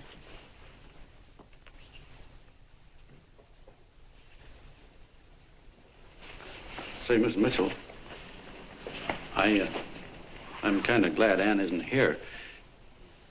You see, I came over here hoping to see her alone, and kind of hoping I wouldn't, too, you know what I mean? There was something I wanted to talk to her about. But, well, it'll wait, I guess. Good night. Good night, John. Say, look, Mrs. Mitchell, have you ever been married? Oh, I'm sure you have. Gosh, that's pretty silly. Well, I guess you must think I'm kind of batty. Well, I guess I'd better be going at that. John, my husband said, I love you. Will you marry me? You did? What happened? I married him. Well, yeah, that's what I mean, see? It was easy as all that, huh? Uh-huh. Yeah, but look, Mrs. Mitchell, you know, I love Ann, and it's going to be awfully hard for me to say it because, well, you know, she's so wonderful. And, well, the best I ever was a Bush League pitcher. And, you know, I think she's in love with another man, the one she made up. You know, the real John Doe. Well, that's pretty tough competition. I bet you he'd know how to say it all right. On me, I get up to it and around it and in back of it, but I never get right to it. You know what I mean? So the only chance I've got is, well, if somebody could kind of give her a warning, sort of prepare her for the shock. You mean you'd like me to do it? Hmm? Well, I was thinking that, yeah, you know, sort of break the ice. Of course I will, John. Gee, well, thank you, Mrs. Mitchell. Hey, you're okay.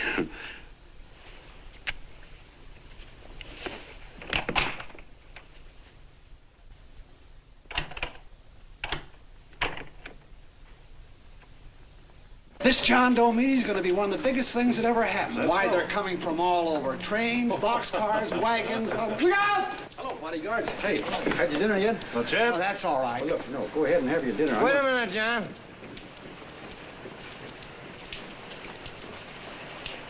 Hello, Mr. Connell. How are you, John? John, I want to have a little talk with you. What's the matter? Are you falling? Come here. Hey, boss. Oh, quiet. Say, tell me something. Did you read the speech you're going to make tonight? No, I never read the speeches before I make them. I get more of a kick out of it that way. Uh-huh. It's just exactly what I thought. Beanie, go on down to the office, tell Pop to give you the speech. There's a copy on my desk. Gee whiz, boss, you know Mr. Norton told me not to leave him, not even for a minute. Go on. We'll be at Jim's bar up the street. You're a nice guy, John. I like you. You're gentle. I always like gentle people. Me, I'm hard. Hard and tough. I got no use for hard people. Gotta be gentle to suit me. Like you, for instance.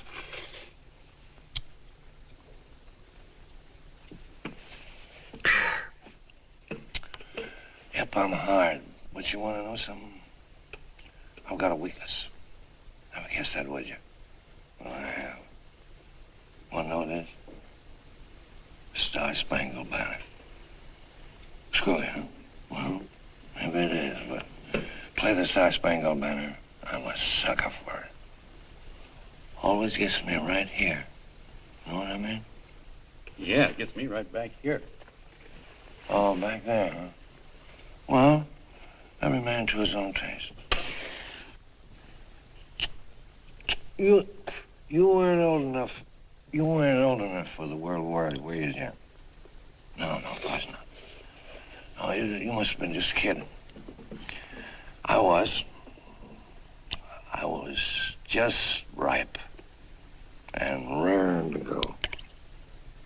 You know what my old man did when I joined up? He joined up, too. Got to be a sergeant. And here's a kick for you. We were in the same outfit. Funny, huh? Hmm?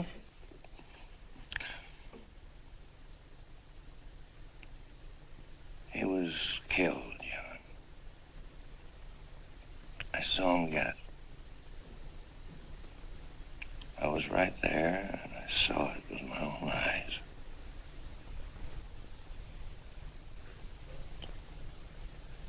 Me, I came out without a scratch. That is, excepting my ulcers.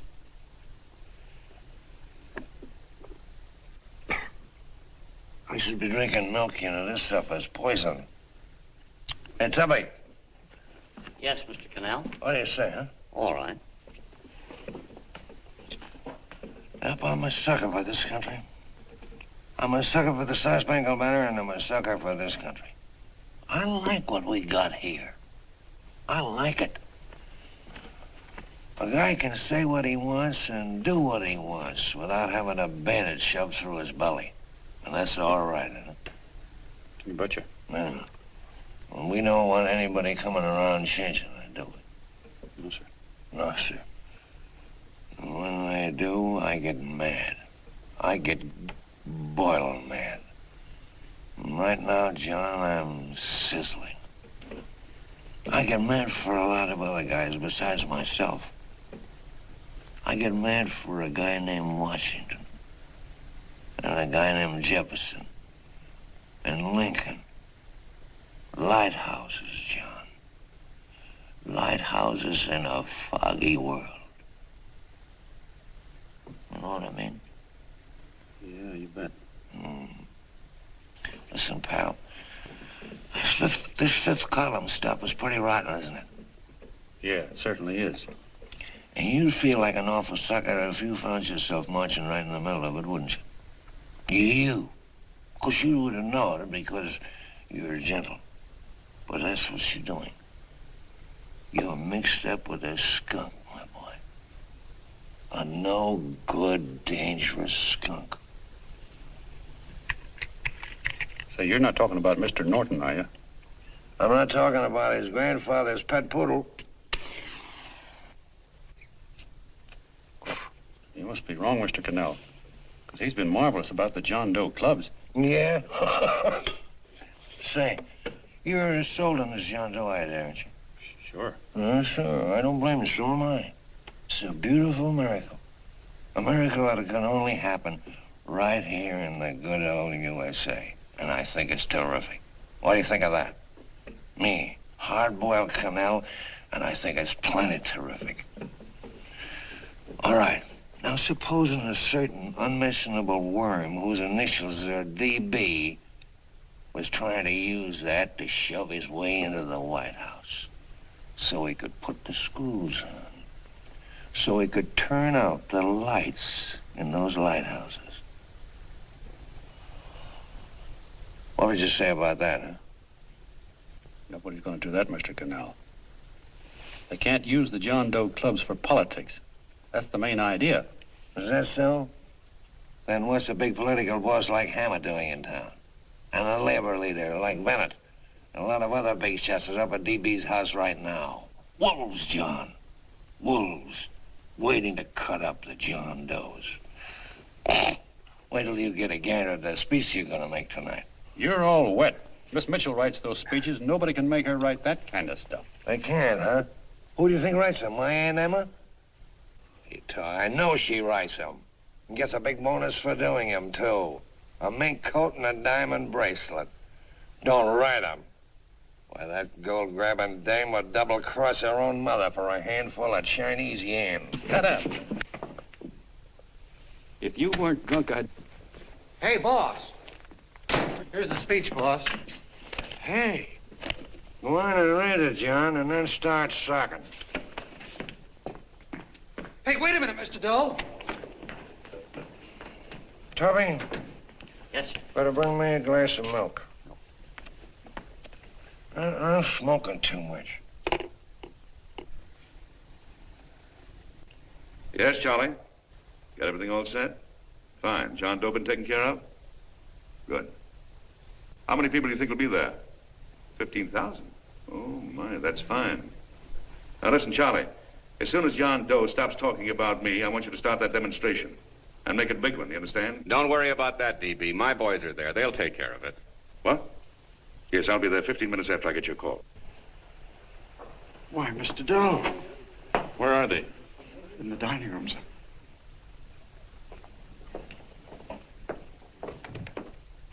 Now, gentlemen, I think we're about ready to throw that great big bombshell. Yeah, well, it's about time. Even a conservative estimate shows that we can count on anywhere between 10 and 20 million John Doe votes. Now, add to that the labor vote that Mr. Bennett will throw in, and the votes controlled by Mr. Hammett and the rest of you gentlemen in your own territories, and nothing can stop us. As I said before, I'm with you, providing you can guarantee the John Doe vote. Don't worry about that. You can count on me on one condition. Little Bennett's got to be taken care of. Didn't I tell you that everybody in this room would be taken care of? My agreement with you gentlemen stands. I'm with you, DB, but I still think it's a very daring thing we're attempting. These are daring times, Mr. Barrington. We're coming to a new order of things. There's too much talk been going on in this country. Too many concessions have been made. What the American people need is an iron hand. You're right. That's true. You're quite right, Levy. Discipline. And now, may I offer a little toast to Miss Ann Mitchell, the brilliant and beautiful lady who is responsible for all this. Miss Mitchell. Mr. Norton, I'd like to talk to you alone for a minute. Oh, Miss Mitchell has something to say to us. Let's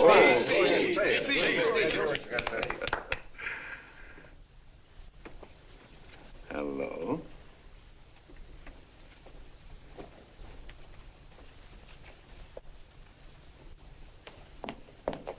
John, I'm so glad to see you. I was terribly worried. Did you write this? Yes, I did, John, but I had no idea what was going on. You didn't? No. That's a swell bracelet you're wearing. John, why aren't you at the convention?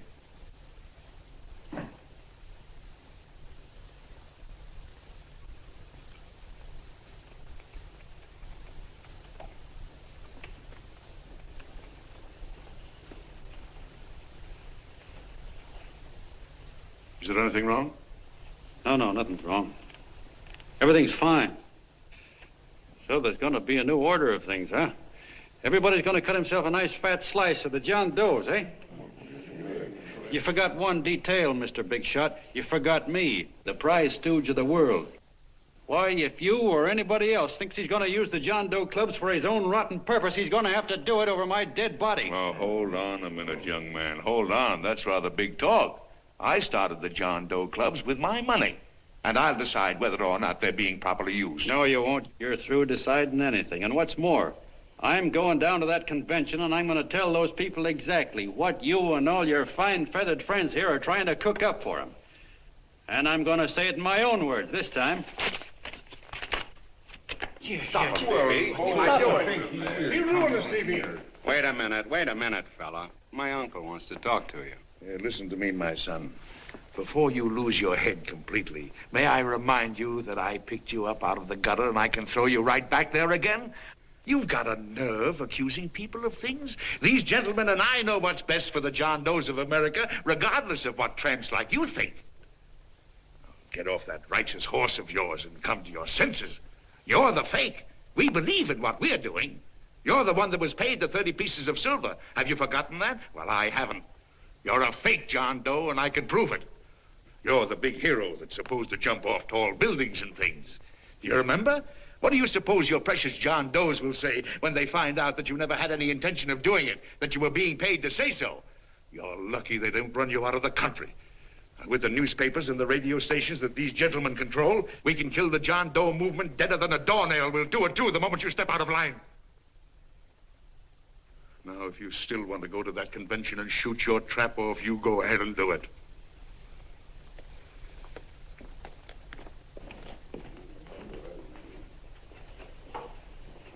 You mean to tell me you'd try to kill the John Doe movement if you can't use it to get what you want?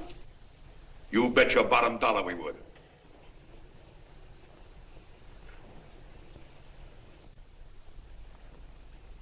Well, that certainly is a new low. I guess I've seen everything now. You sit there back of your big cigars and think of deliberately killing an idea that's made millions of people a little bit happier. An idea that's brought thousands of them here from all over the country, by bus and by freight and jalopies and on foot, so they could pass on to each other their own simple little experiences. Why, look, I'm just a mug and I know it, but I'm beginning to understand a lot of things. Why, your type's as old as history. If you can't lay your dirty fingers on a decent idea and twist it and squeeze it and stuff it into your own pocket, you slap it down. Like dogs, if you can't eat something, you bury it. Why, this is the one worthwhile thing that's come along. People are finally finding out that the guy next door isn't a bad egg. That's simple, isn't it? And yet a thing like that's got a chance of spreading till it touches every last doggone human being in the world, and you talk about killing it. Why, when this fire dies down, what's going to be left? More misery, more hunger, and more hate. And what's to prevent that from starting all over again? Nobody knows the answer to that one, and certainly not you with those slimy, bollixed-up theories you got. The John Doe idea may be the answer, though. It may be the one thing capable of saving this cockeyed world. Yet you sit back there on your fat hulks and tell me you'll kill it if you can't use it. Well, you go ahead and try. You couldn't do it in a million years with all your radio stations and all your power. Because it's bigger than whether I'm a fake. It's bigger than your ambitions, and it's bigger than all the bracelets and fur coats in the world. You bet it is, John. And that's exactly what I'm going down there to tell those people. A minute, you ungrateful rat. My uncle's been too good. He's getting away. Give me the bullet. John! I've always told you, DB, you're playing with dynamite. Which way? All right, now, get away. Before he gets through tonight, he'll ruin us all. I'll stop him cold. Don't worry, I've been ready for this. John! Oh, John, please listen to me. Please, I can explain everything, John. I didn't know what they were going to do. Let me go with you, John. John, please. Go ahead, driver. The ballpark. Explain it to you, John. Please let me go with you. Please. John! Mr. Martin wants to see you. Listen to me, Mayor Lovett. You do as I say. I want them both arrested. You tell the police department to pick up Cannell. I've got the girl here. I've got the bullet. I don't care what you charge him with. If you're worried, let him go in the morning, but keep him in jail overnight. Hello, Bulletin. Put wire on.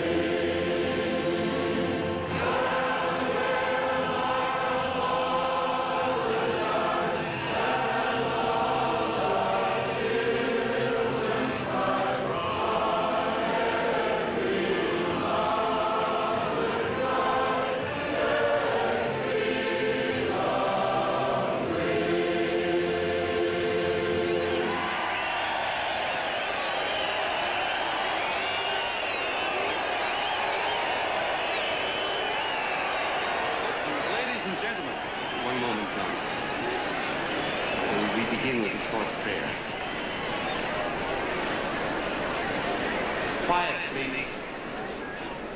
Ladies and gentlemen, let us have a moment of silent prayer for the John Does all over the world, many of whom are homeless and hungry.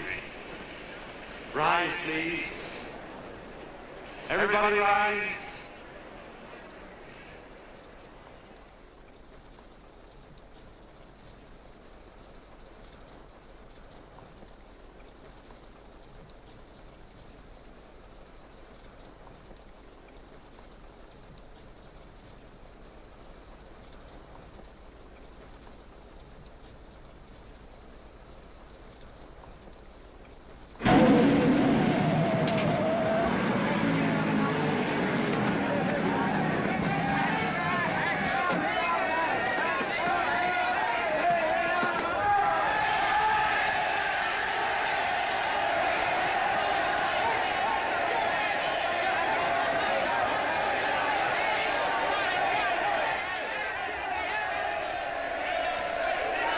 Newsboys. Hundreds of yelling newsboys are swarming into the park like locusts. They're yelling John Doe's a fake. Fake.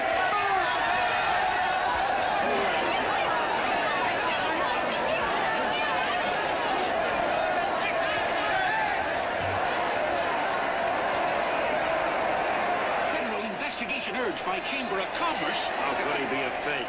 It must be some kind of a gag. A what? A gag. A gag.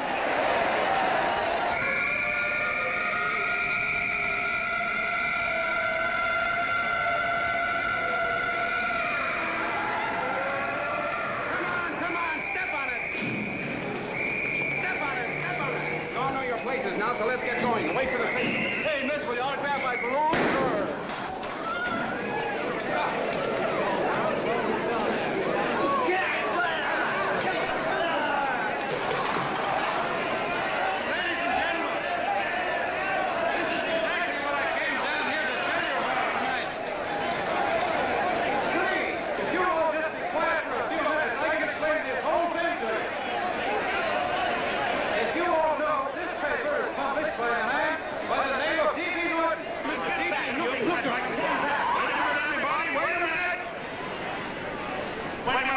Gentlemen,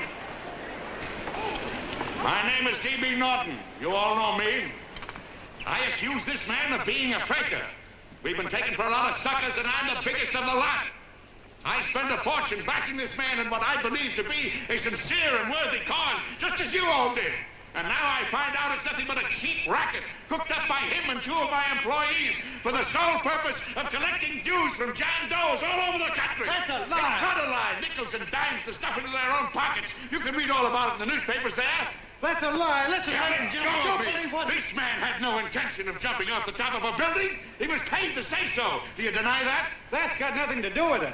Were you paid for it or weren't you? Yes, I was paid, but there happened... And what about the suicide note? You didn't write that either. What difference Did does you that write it make? or didn't you? No, I didn't write it. Now, you bet your life you didn't. You look in your papers, ladies and gentlemen, and you'll find Miss Nixon's signed confession that she was the one who wrote it. Listen, folks, it's a fact that I didn't write the letter. There, you see, he admits it. You're a fake, John Doe. Now, for what you have done to all these good people, they ought to run you out of the country. And I hope they do it.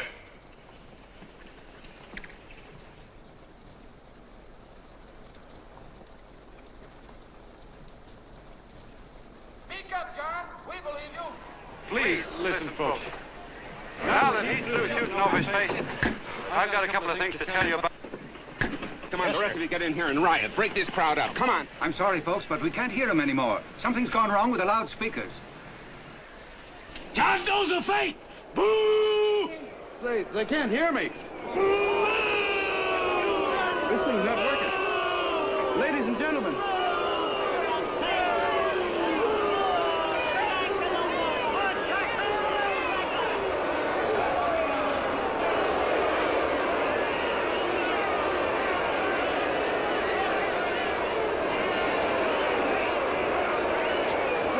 This thing's bigger than whether I'm a fake.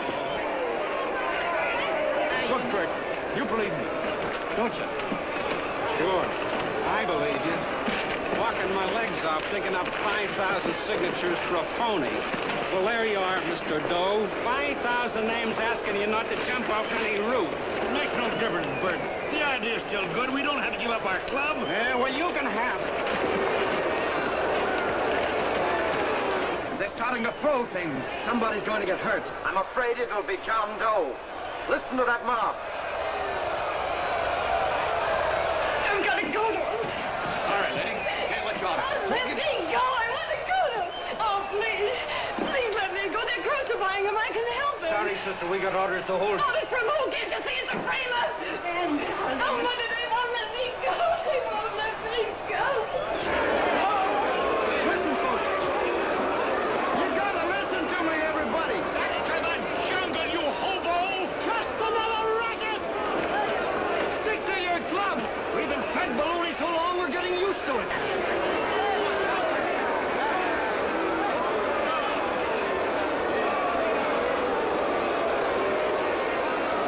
idea is still good. Believe me, folks. Listen, John Doe, you're the hope of the world.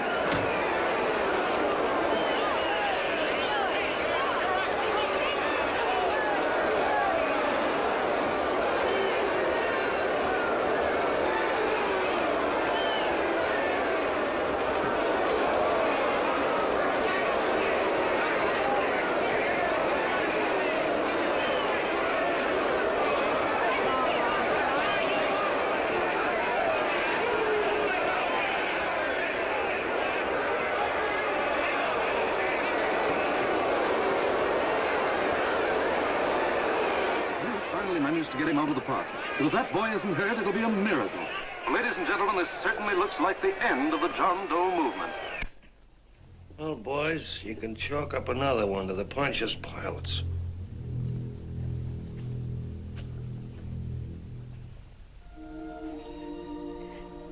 I should have been there. I could have helped him. He was so all alone. A lot of us are going to be mighty ashamed of ourselves after tonight.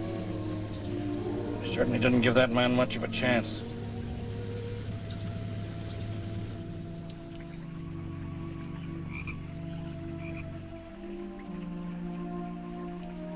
Have some more coffee, Long John? No thanks, Carl.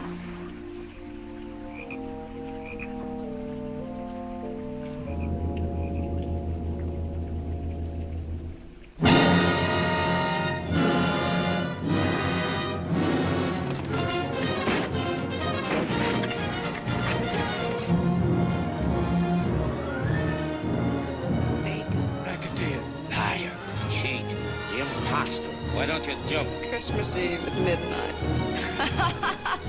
Bye, Mr. Doe. You're a wonderful man. And God bless you, my boy. Now get in there and catch. You're a fake John Doe, and I can prove it. You're the big hero who's supposed to jump off tall buildings and things. Do you remember? What do you suppose your precious John Does will say when they find out that you never had any intention of doing it, that you were being paid to say so? Christmas Eve at midnight.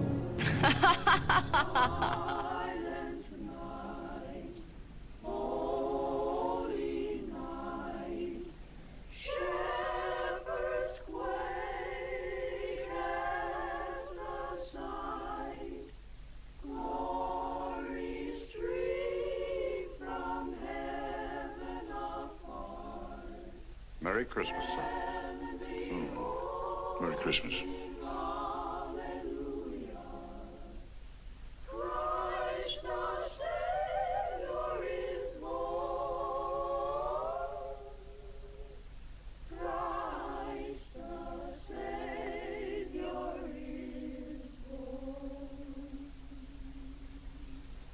Thank you, sir.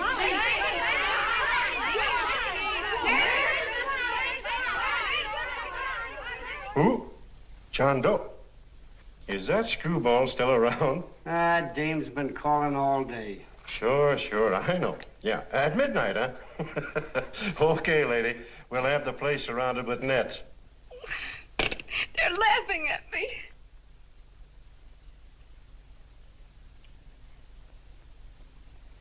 You're a sick girl, Ann. You better take it easy. Whom are you calling now? You called that number not 10 minutes ago. Hello, Mr. Canal. Have you seen him yet? Have you... Now listen, Ann, he can't possibly get in without our seeing him. I'm watching the side door and the colonel's out front, so stop worrying. Oh. Thank you.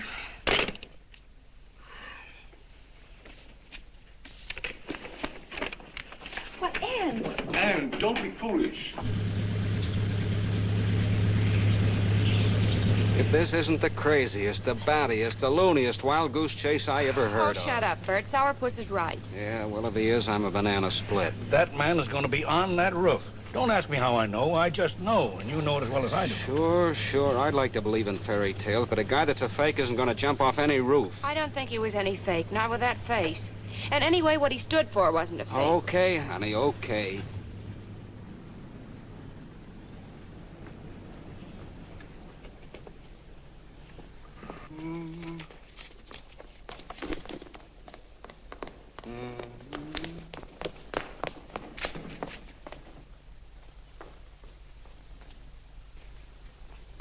Elevators ain't running. Colonel, You shouldn't get out of bed, miss. has he been here? No. Have you seen him? I ain't seen him for a week. Where's Canal? He's watching the other door. Oh, gee, you're swell. Oh. No sense in going up there. I've been here for hours. He ain't here. Let me go, will you? Now, that's crazy. It's 14 floors.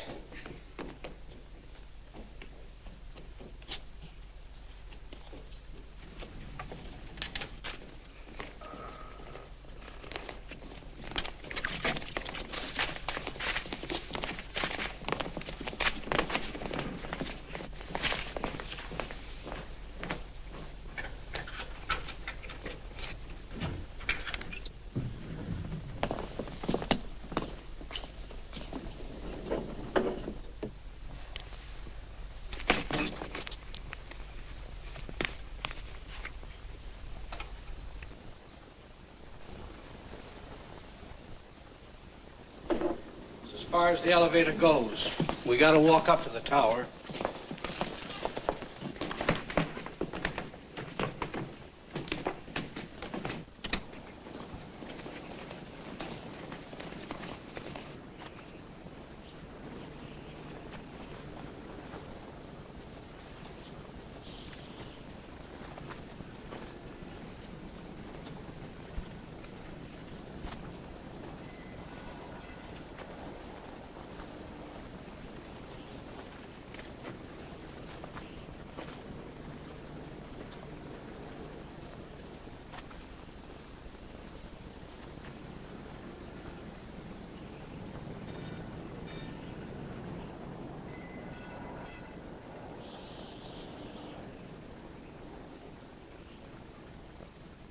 That tramp was probably full of Christmas cheer and asleep in some flop house. Let's go. I've got to decorate my tree.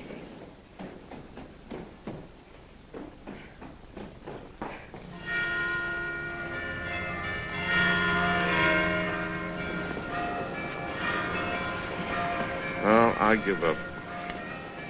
I don't know what gave us the idea that we'd attempt anything like this. I guess you're right. I'm afraid the joke's on us. Let's go. I hope nobody finds out we've been here.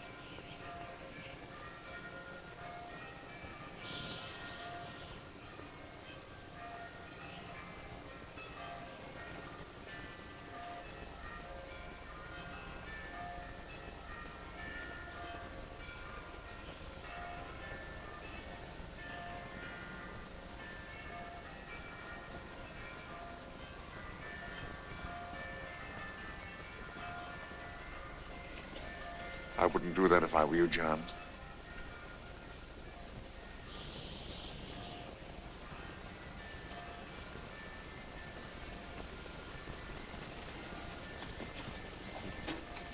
It'll do you no good. The mayor has policemen downstairs with instructions to remove all marks of identification you may have on your person. You'll be buried in Potter's Field and you will have accomplished nothing.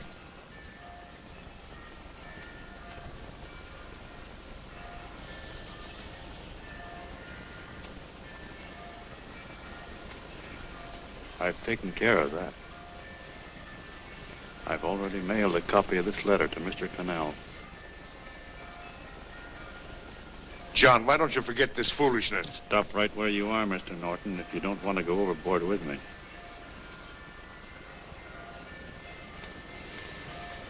I'm glad you gentlemen are here. You killed the John Doe movement, all right. But you're going to see it born all over again.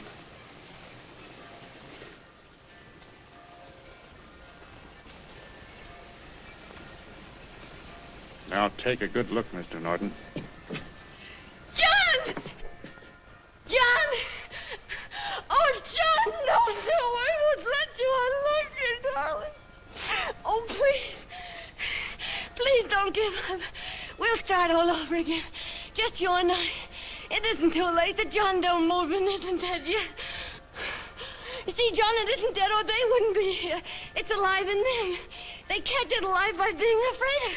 That's why they came up here. Oh, darling. Sure, it should have been killed. It was dishonest. But we can start clean now. Just you and I. It'll grow, John, and it'll grow big because it'll be honest this time. Oh, John, if it's worth dying for, it's worth living for. Oh, please, John. Oh. Oh, please, please, God, help me. John, look at me. You want to be honest, don't you? Well, you don't have to die to keep the John Doe idea alive. Someone already died for that once. The first John Doe. And he's kept that idea alive for nearly 2,000 years. It was he who kept it alive in them. And he'll go on keeping it alive forever and always. For every John Doe movement these men kill, a new one will be born. That's why those bells are ringing, John. They're calling to us. Not to give up, but to keep on fighting, to keep on pitching. Oh, don't you see, darling? This is no time to give up. You and I, John, we... Oh, no. No, John. If you die, I want to die, too. Oh, I love you. Oh, John.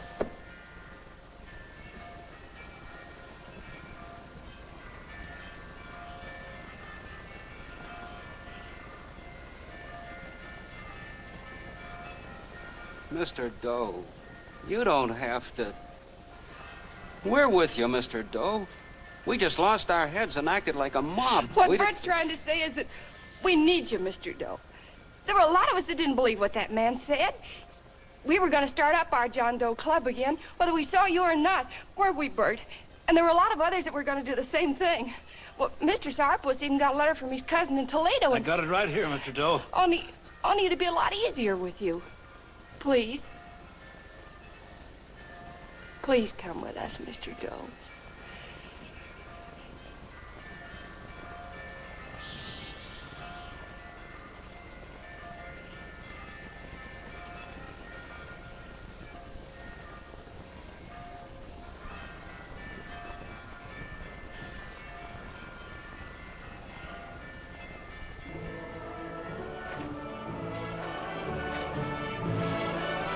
Long John. Mr. Doe. Here, we'll help you with her. She'll be all right. Mr. Doe, take her right down to the car. And right up. Look, we got a car right down to her. They are, Norton, the people. Try and lick that.